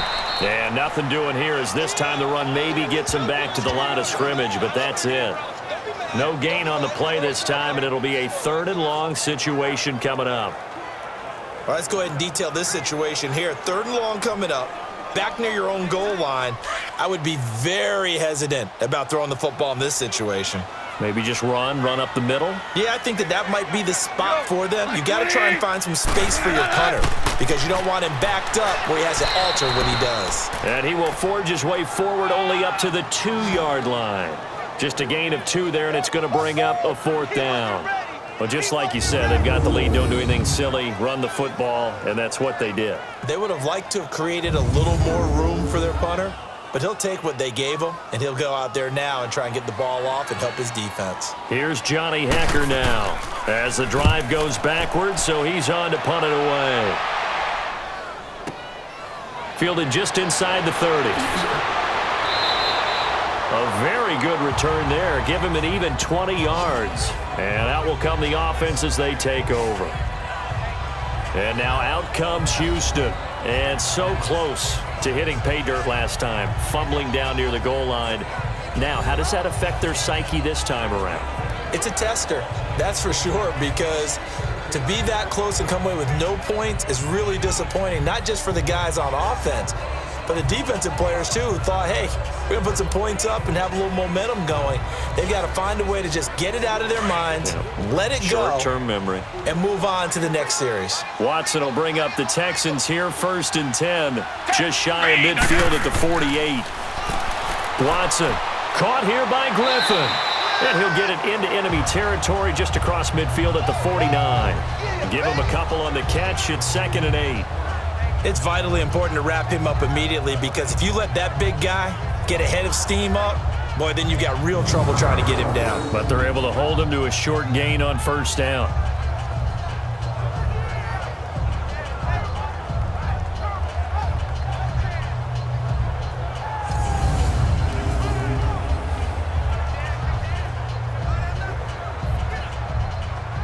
So 2nd and 8 here after the pass play for 2 yards on 1st down.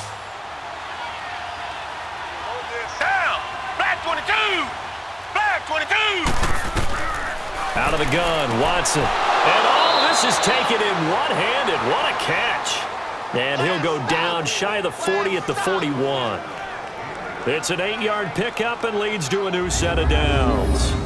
Gotta love the catch. I think you got to love the gloves as well. Yeah, these one-handed catches, that was great, and they're fun. They're becoming a little more ho-hum, aren't they? Yeah, they really are. And I know that it sounds like we're taking credit away from the guys, and we don't mean that at all. They really work hard on this one-handed catch thing, but I think the gloves have to be helping in a big way.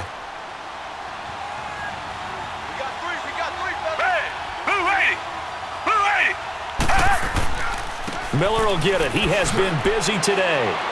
There he goes inside the 30.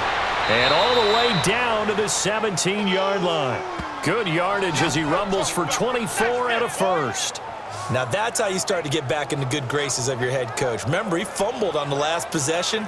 How about the faith they showed him, giving him the ball again, and he repaid them, picking up a 1st down.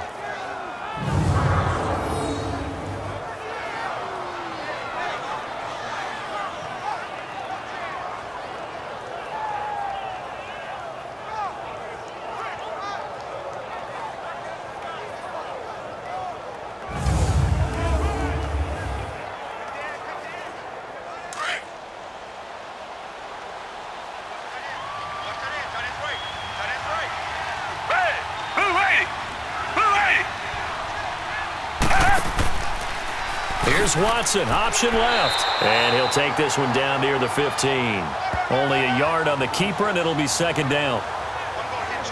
That was a really nice play, be able to stack that one up. When they get back in the huddle, he's got to tell his guys up front, great job. They kept people off of him, allowed him to run free, and make the hit on the runner. Filled the gap nicely, kept him to just a 1-yard gain.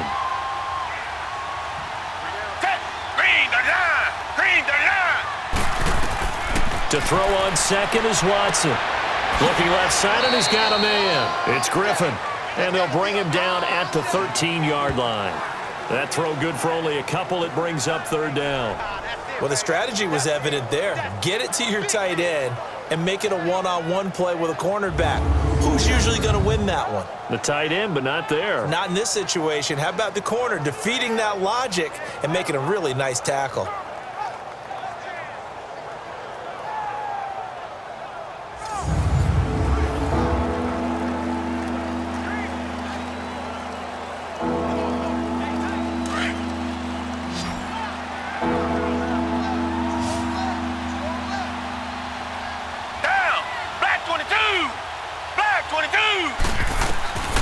Throwing on third down, Watson. And that is incomplete. I know our vantage point might be a little bit better way up here, but that looked like an ill-advised throw to me. I didn't see anything open, and this play just didn't look right from the beginning. It did not. I thought he might get outside and just chuck it away. Dangerous pass, incomplete. So they'll turn to the kicker again. He's been a busy man thus far.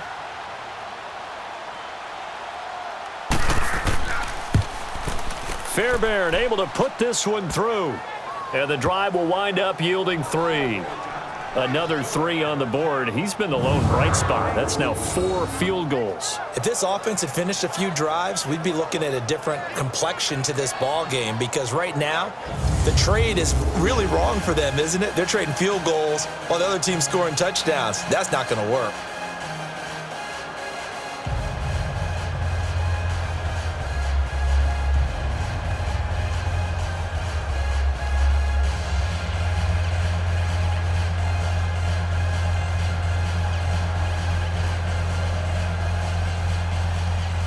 Fairbairn now following the made field goal. He'll send this one away.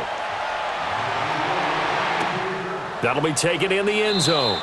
And no run back here. This will be a touchback, and it comes out to the 25-yard line. And our attention shifts to Todd Gurley. And there are the numbers. Got off to that torrid hot start. We thought he was in for maybe a career day. Not the case. No doubt about it. It almost looks like a misprint after what we saw in the first half. But let's give a little bit of credit to the guys on our side of the ball. They went in at halftime, made a few adjustments. And you know what else? They didn't lose their confidence in their ability to play. Because a lot of times you get beat down in the first half, it gets ugly in the second half.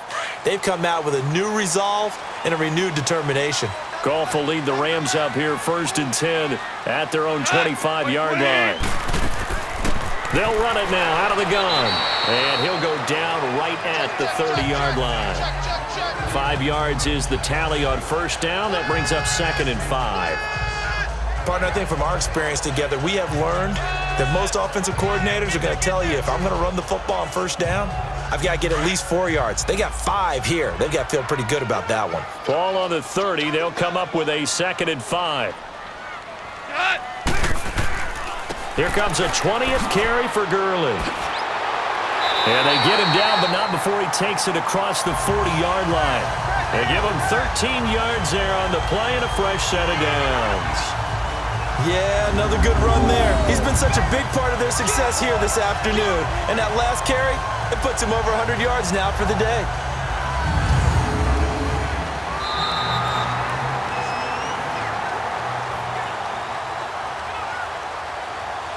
And they will not have time to get another play in here as time has run out on this third quarter. We'll return with more after this. This is the NFL, and it's on EA Sports.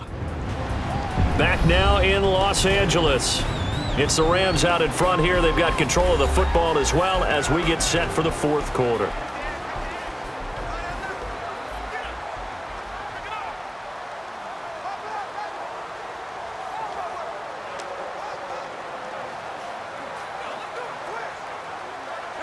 Here we go.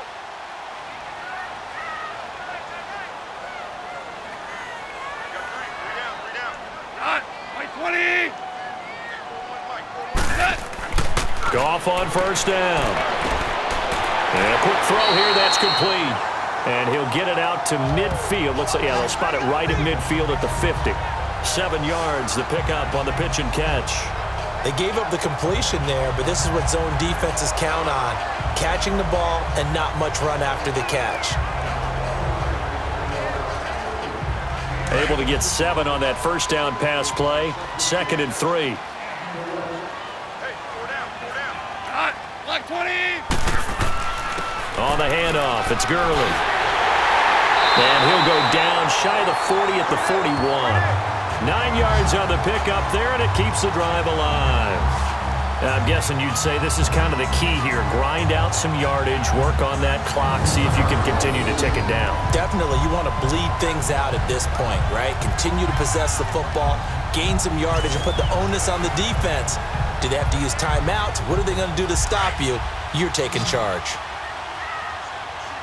Hey, you're on an island over there. Single receiver. White 20.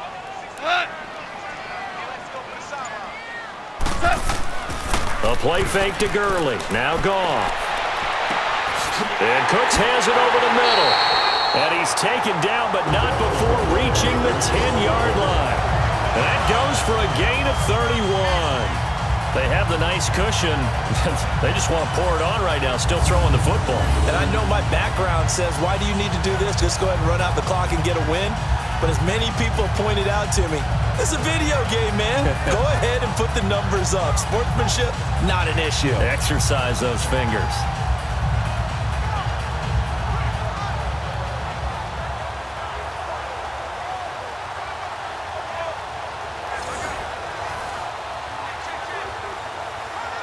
So now, following the big play, they've got a 1st and goal all the way down at the 10.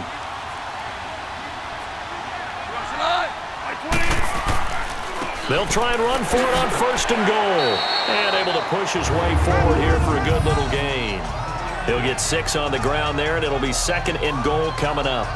Starting to become a tough spot for this defense. You're down 4th quarter, looking a little fatigued maybe on that side of the ball. Partner, we've seen this before, haven't we? Because every coach we've ever talked to says body language is important. And now you're seeing guys with their hands on their hips, they're bent over, hands on their knees. And the offensive guys, they're just saying, let's just keep running it at them. We've got them now.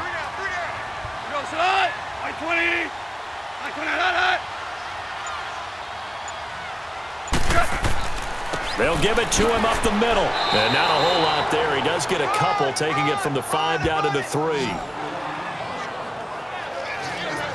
They're in a pretty good spot right now with a convincing lead. I think this is where they put on the boxing gloves, start to try and pound them into submission. And the offensive line, they've controlled this game.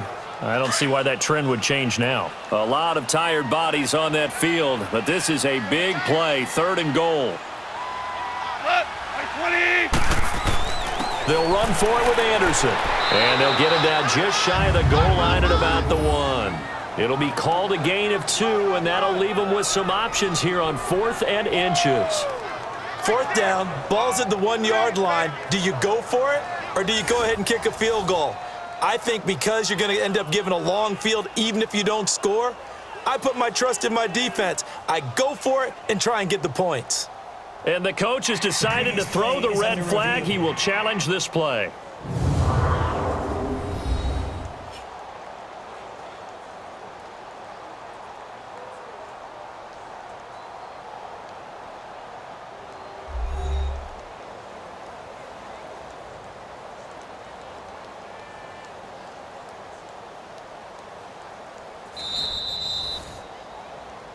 After review of the play, the ruling on the field is reversed. And the challenge pays dividends. The ref overturns the play. Everyone gets a bonus on this one, Brandon. The coach upstairs who signaled down and said challenge it, and the head coach for pulling the red flag. A good chance now to put this game on ice. This is 1st and goal.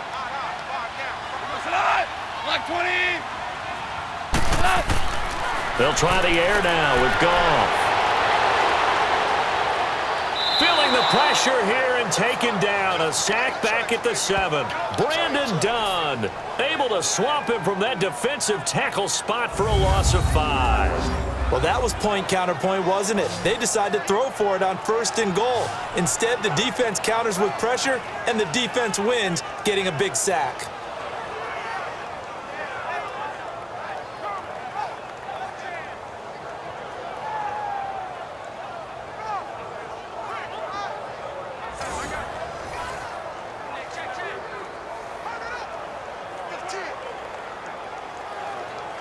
Second and goal from the 6 this time.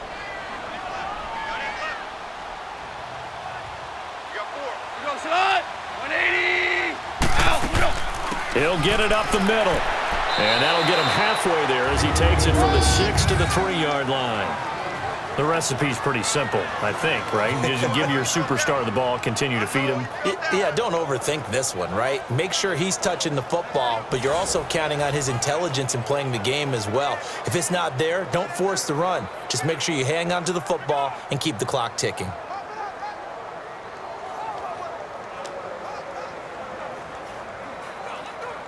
From the 3 now, here they come on 3rd and goal.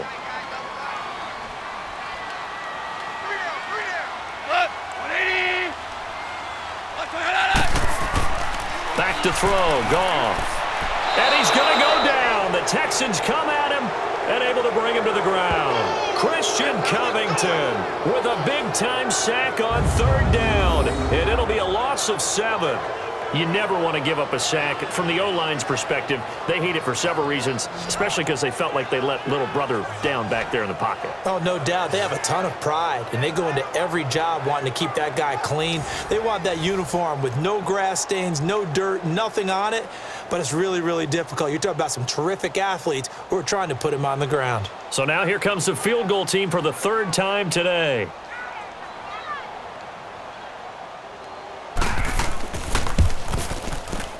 And Zerline's kick is good.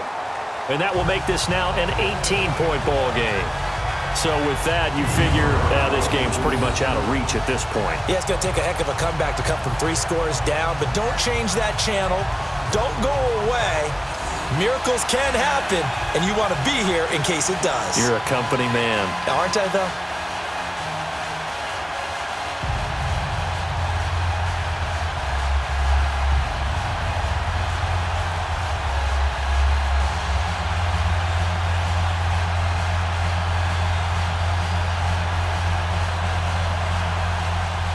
After the made field goal, Zerline back out there now to send this one away. That's fielded in the end zone. And he'll elect not to return this one, so they'll bring it out to the 25 on the touchback.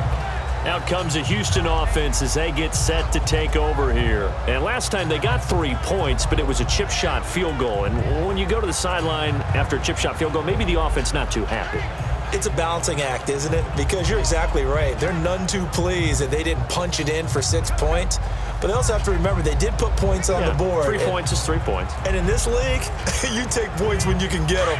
Not easily done. Watson will bring up the Texans here, 1st and 10 at their 25-yard line. A shotgun snap for Watson. Oh, look at Thomas wide open. And they work this well upfield across the 45. And a nice gain of 21 yards. He's come a long way since his time at Georgia Tech. What did he run at Tech? He ran hitches and go routes, essentially. Yeah. I mean, but he ran them really well. He averaged well over 20 yards a catch while he was there. And he still creates downfield in the NFL. That big body and that willingness to go catch the football. He's pretty impressive. And his friends call him Bebe, the nickname his uncle gave him back in the day.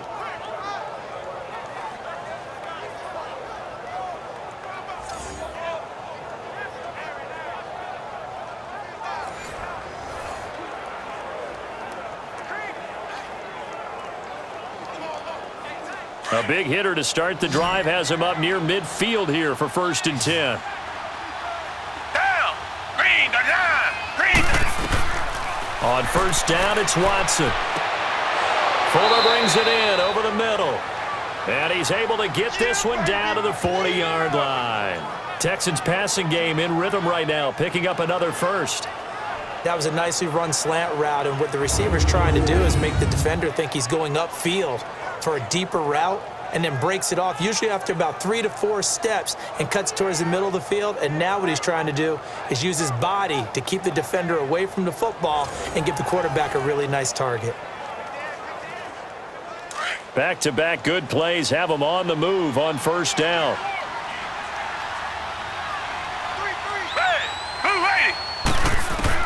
On 1st and 10, Watson escaping the pressure right. And he'll be brought down somewhat awkwardly here, and a late flag as well. I think this one's going to be a face mask. Personal foul, face mask, defense. Well, we looked at each other right away. We knew that flag was coming out. And I always enjoy the conversation post, because officials always tell you, I don't want to throw the flag, but you caused the play. You did it. I had to.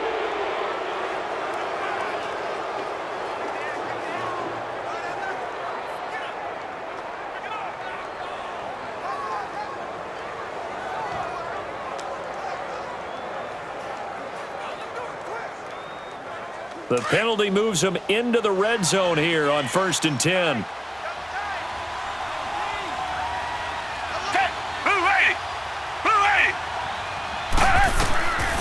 the red zone now. Watson. And that is caught. Touchdown, Texans. As his guys are in for 6. And the Texans cut into that lead. And that touchdown ends a streak, for lack of a better word, of 3 field goals that they put on the board previously. They finally cracked the code. Yeah, they've been down there. They've been in enemy territory, as you said. They just hadn't been able to punch it in until that point.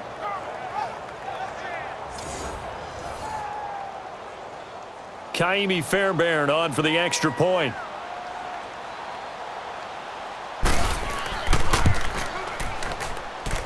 Extra point by Fairbairn, up and good. And that will shave one more off this lead. So they only needed 3 plays on that drive. And the result, a Houston touchdown.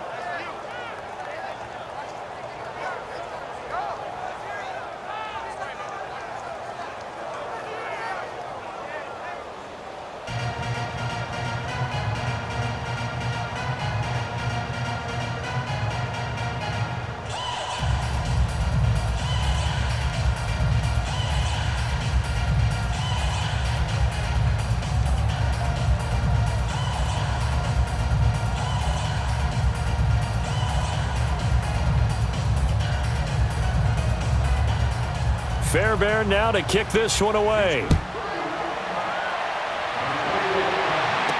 This fielded a few yards into the end zone. And no run back here. This will be a touchback, and it comes out to the 25-yard line. And now out on the field, here comes Los Angeles. And last time they were able to churn some clock. They got the field goal, added on to their lead, but that was a drive that was so long, it should have ended in a touchdown. You know that's how they felt. And we'll both be headed to the airport after the game, but we probably should go to the post-game press conference because someone's going to ask the head coach about this drive, and he's going to profess that he was happy to get points, but and we know that's not true. Yeah. Okay, yeah. After this type of a drive, not getting a touchdown, a huge disappointment. Goff will lead the Rams up here 1st and 10 at their own 25-yard line. They'll start out on the ground with Gurley. And an alley to run. And he gets this one just shy of the 40, down at the 39. First down yardage on the first play of the drive, give him 14. I think this defense tired of seeing him run the football, and this D-line probably getting sick of the O-line as well. And as I'm watching this, I'm thinking about a conversation I had with Adam Gase, the head coach of the Miami Dolphins in the offseason. He told me that he asked his running backs each week for their favorite runs. Give me your 3 top runs. And right now, you're seeing a guy that's probably using his top runs to great advantage in this game. He is in a zone. So from the 39 now, they'll come up on a 1st and 10.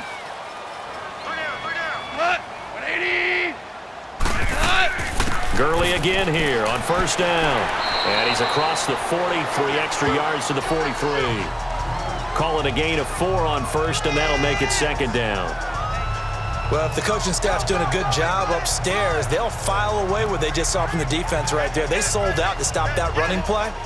I'd say keep that in mind. They want to try that again, go play action, hit them over the top. Black 20.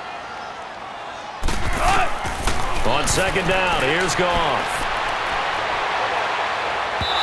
Throwing middle, but it's incomplete. Brandon Cooks, the receiver he was going after. And that takes us from 2nd to 3rd down.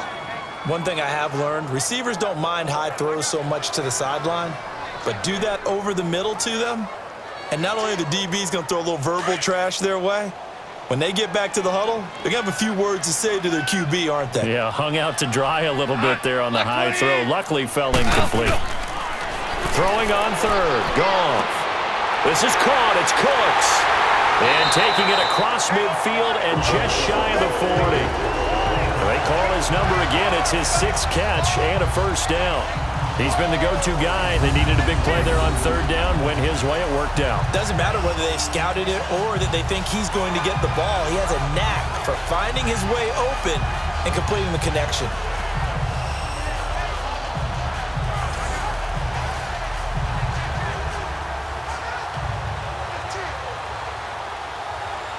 So a 1st and 10 now in Houston territory at the 41. Hey, we got 3 down. Here we go. 180. They go play action with Gurley. Now Goff. And that one's complete to Gurley. And Gurley, he fumbled it. Gurley fumbles the football. It's loose. And the Texans scoop it. And they will take over at the 26-yard line. Partner, that one looked like it was over. I mean, they had control, had the football, and the defense had to make a play in order to keep them in the game. That's exactly what they did. And now that door ajar, 2-score game, so hold on here, not done in the fourth. And now out comes Houston. And for them, a touchdown their last go-around. Obviously, they'll be hoping to do that again. And when you start plotting for this drive, when you start thinking to yourself, okay, what are we going to do? You don't go away from what you did before because that worked, but you have to be prepared for wrinkles and counters because you know they'll make some adjustments.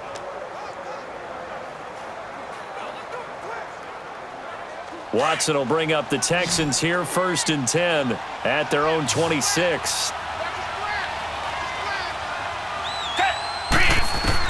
Following the fumble recovery, Watson dancing to his left. He finds an opening past the 40. This drive starting off on the right foot, 18 yards.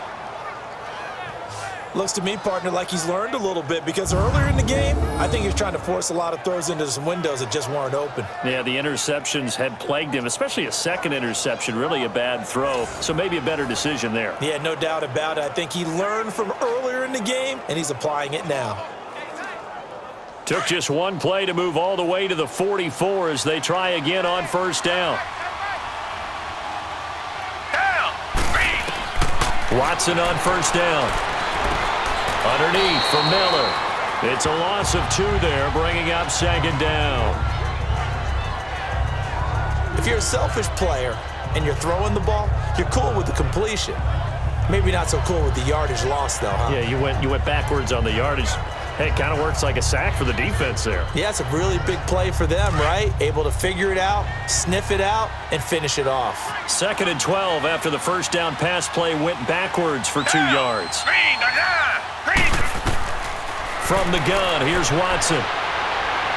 And an alley to run. Flush to his right. And he'll be brought down at the 48-yard line. And give him 10 that time as he was able to get away from the pressure and get a nice gain.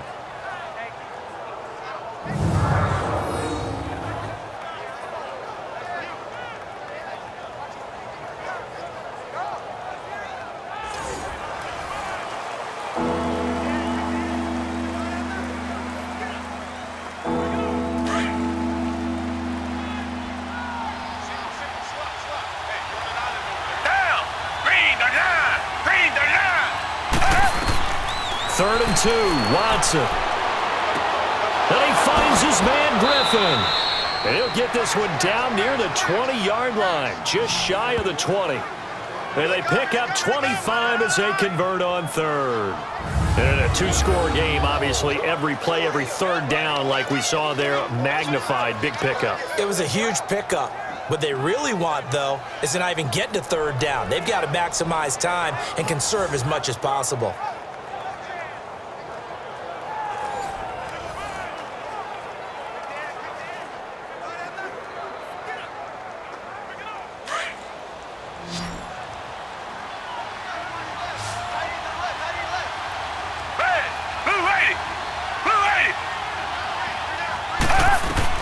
Now a 1st down throw, Watson. Got his man complete over the middle. That's Fuller. And on this one, he'll get to the 15, right at the 15-yard line. A good pickup there, 8 yards on the 1st down completion.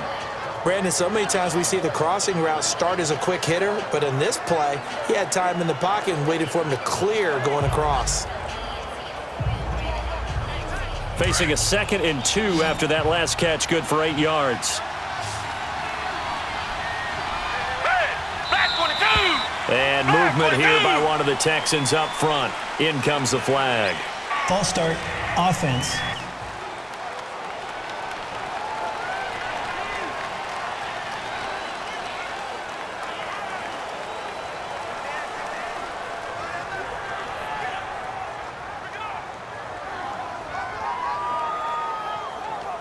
Now after the false start, here's 2nd and 7.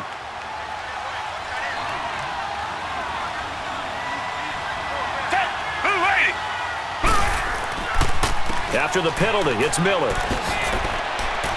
And he's going to fight his way forward here for a modest gain. 6 yards on the pickup, and that's going to lead to a third down.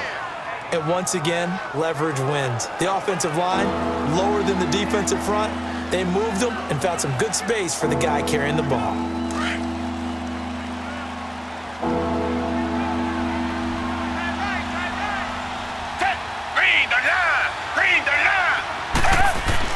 Now Watson on 3rd and 2. And incomplete. The contact made the ball roam free and brings up 4th down. Once you get into the red zone and the safeties have less ground to cover, you'd better be quick with your delivery. Not much space to get a ball in there. And when that field shrinks with those safeties, it's almost like there's a couple extra defenders out there, right? It certainly is. They end up taking up extra space just because there's not enough space for receivers to run through.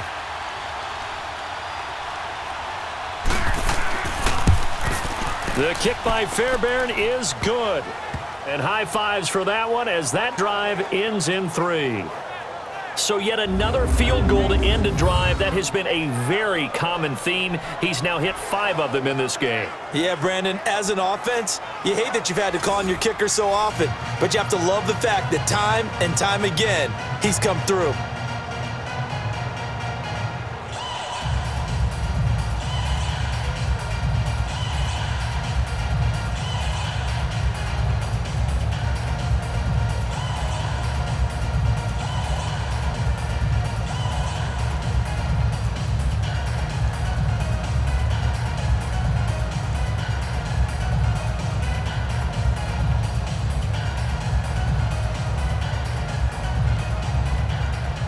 Fairbairn now following the made field goal. He'll send this one away.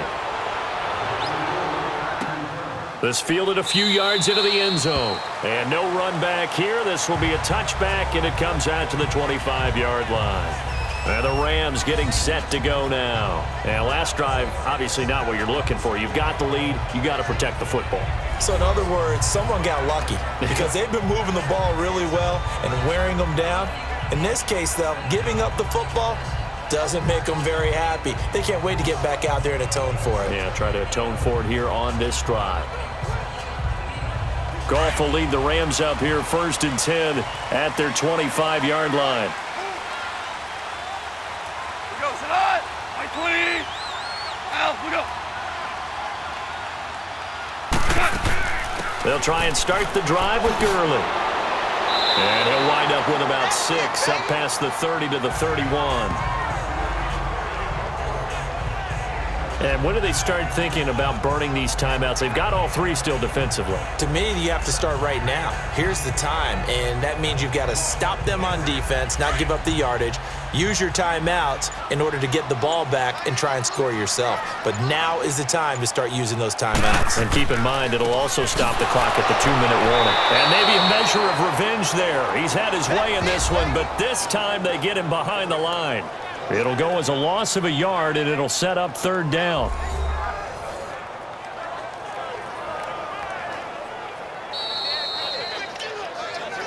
Time for a break. We'll come back for the electrifying conclusion after this.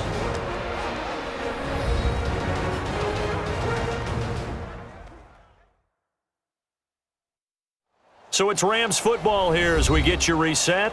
And let's see what they've come up with offensively after having time to talk it over.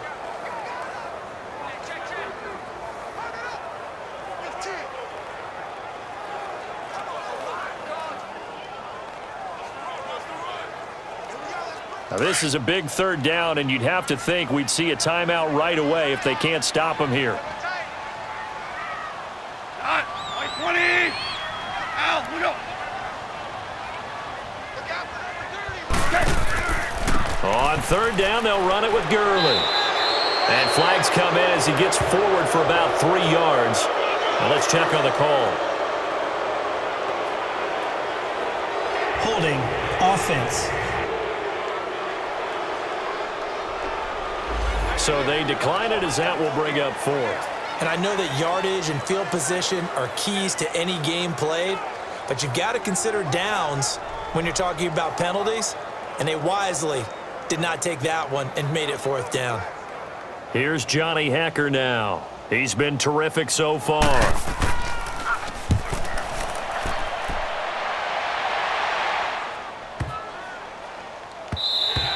And no one there to stop it. Hits at the 8, but it carries all the way into the end zone for a touchback.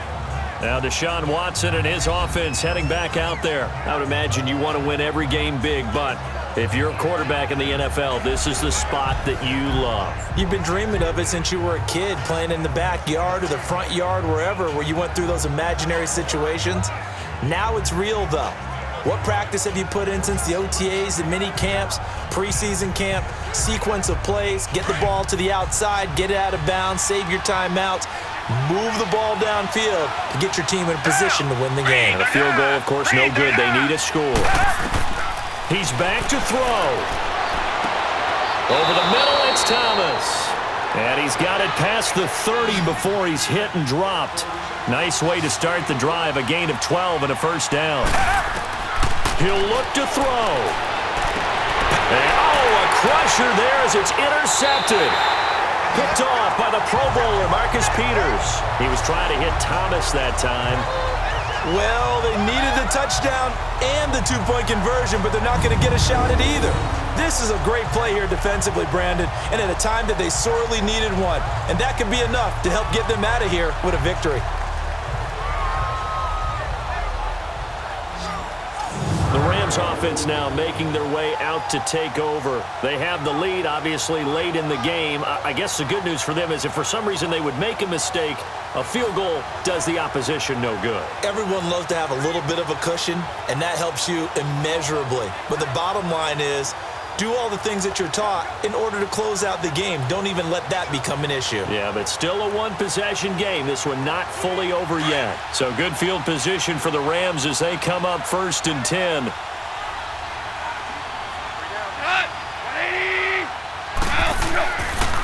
Now a handoff for Gurley. And he'll fight his way forward to about the 48-yard line.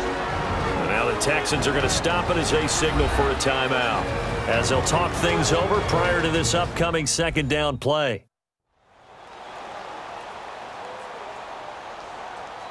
All right, so the timeout over and all 11 men back out onto the field for the defense.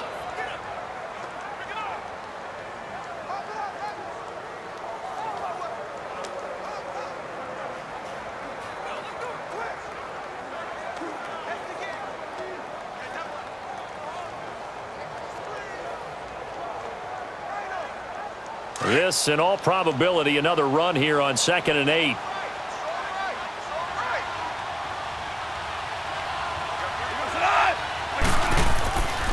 Another carry now for Gurley. And for one of the few times here today, this run's not going to go anywhere. And now the Texans want to call another timeout, as they'll talk it over here before what will be an important 3rd down.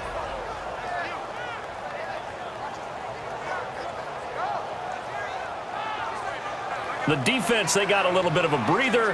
Now they're back and set as we resume play.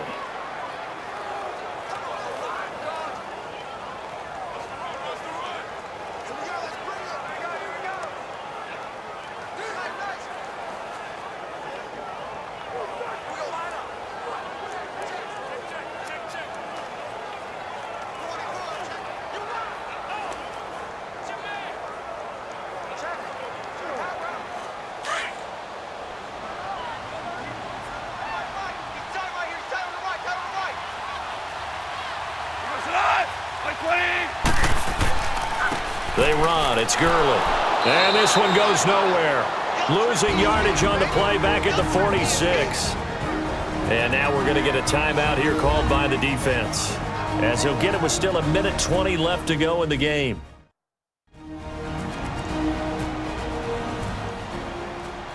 And now following that timeout, the defense back out onto the field.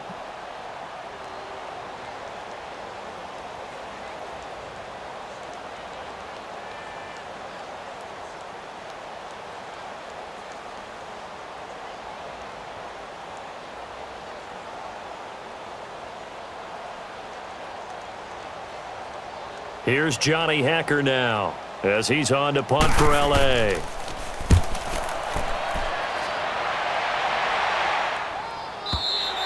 And that is much too long. That's into the end zone for a touchback. Deshaun Watson and the Texans offense trot back out there. And this is a spot where you can learn a lot about a young quarterback. And that's why they brought him into the organization, because you don't just bring them in strictly for their talents. You think that they have that something special in them that will allow them to function in these types of situations. Now's time for them to be clinical and not emotional. You know your play sequence. You know what has to get done. Get the ball to the right people, get out of bounds, and get it downfield and try and score. And he's trying to earn his stripes here for a winning drive. Back to throw. And he'll find Akins there, complete. A good pickup there, 8 yards on the first down completion. The coaches always harp on the quarterback reading the defense and getting it to the open man. That's good recognition there. And how about what he did after the catch? Yeah, hit your tight end, let him get some rack. Yeah, when he gets moving, not many guys want to come over and put a hit on him, do they? Line of scrimmage, the 28 now as they come up on second and a couple.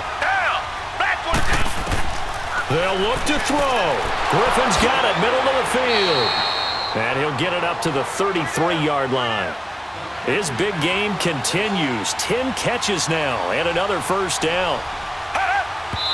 And they get up on it quickly and spike it with just a little over 50 seconds to go.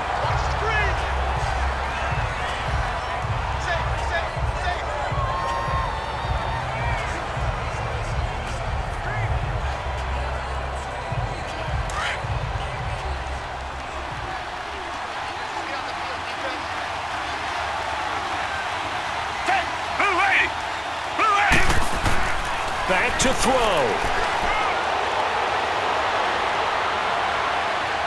That escapes the sack. Miller on the catch over the middle. And he'll have it past midfield almost to the 40 before being taken down. Personal foul, face mask, defense. Well, when you're leading in the fourth quarter, that's not the penalty you want. Not at all. Now your discipline comes into question. Having poise this stage of the game, you can't have those kind of plays.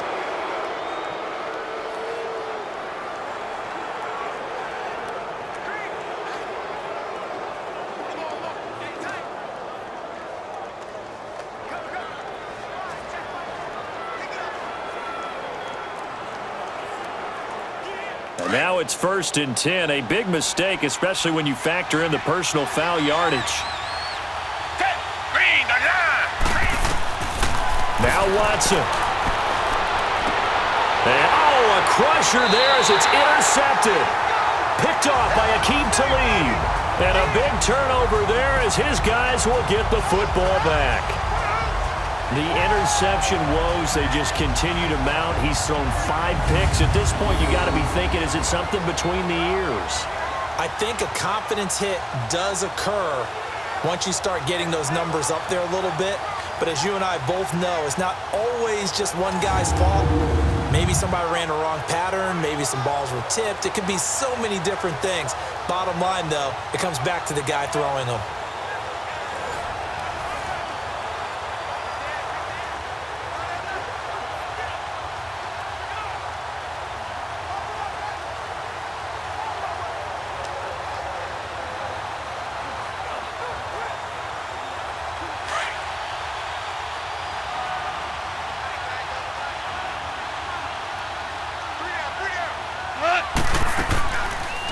They'll run it now out of the gun.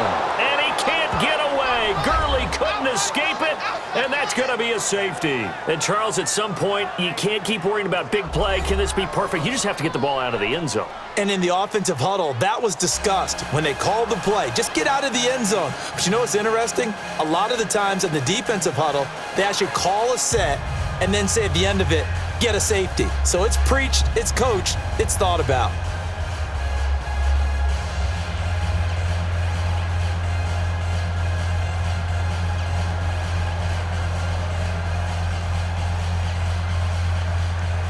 Now the free kick comes after the safety from the 20 as they bring the punter on to try and get some hang time here. And he'll take this in at the 1-yard line.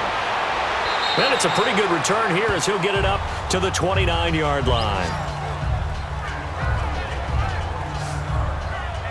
Now Deshaun Watson and his offense heading back out there. And he knows it. They know it. Everybody in this stadium knows a touchdown and a PAT, and they can walk away with a win. So it's time to focus and just focus on the task at hand. Everything that's been practiced along the way. This 2-minute drill gets practiced all the time. How things have to be run, the types of plays that they like in this situation, the types of throws the quarterback likes. Get it downfield. But there is a little extra urgency because they know they can finish it right here. Touchdown, and as you said, PAT, and they walk off the field winners. Down 6 in crunch time. Trying to shake off the interception. He'll look to throw. So he's unable to complete it there, and just not the game that you would expect from him. He's been off the mark really start to finish. Yeah, it makes you wonder what exactly is going on. Is he a little bit dinged up here, or is he just off just by a bit? Maybe he can get it back in this situation. He'll need to. Here's 2nd and 10 now from the 29. Watson now to throw. And, a crusher there as it's intercepted. Picked off by Mark Barron. And to the 43. So down inside the 45 to the 43-yard line. That's where they'll take over. What a nightmarish game he's having now. 6 interceptions that he has thrown. Absolutely unbelievable, isn't it? Hard to believe we're watching this and have seen it, but it just tells you about the game of football.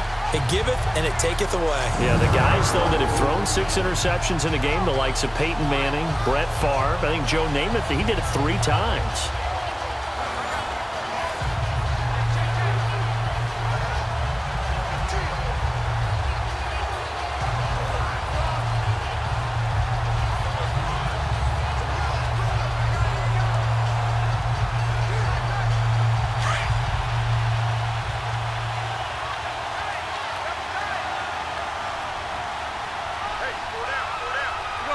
Goff with a kneel down here, and that should put a conclusion to this one.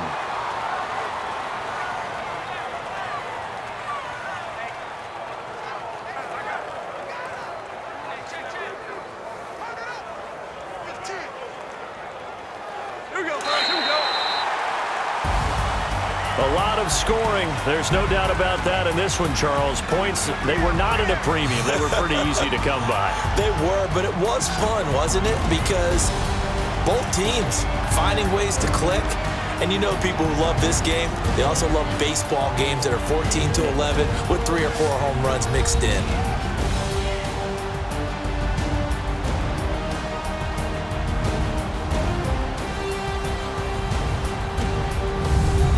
That'll do it for us. For Charles Davis and all our hardworking crew, I'm Brandon Gaudin. You've been watching the NFL on EA Sports. For more, find us on Twitter at EA Madden NFL. The Rams are victorious here as we say so long from Exposition Park in L.A.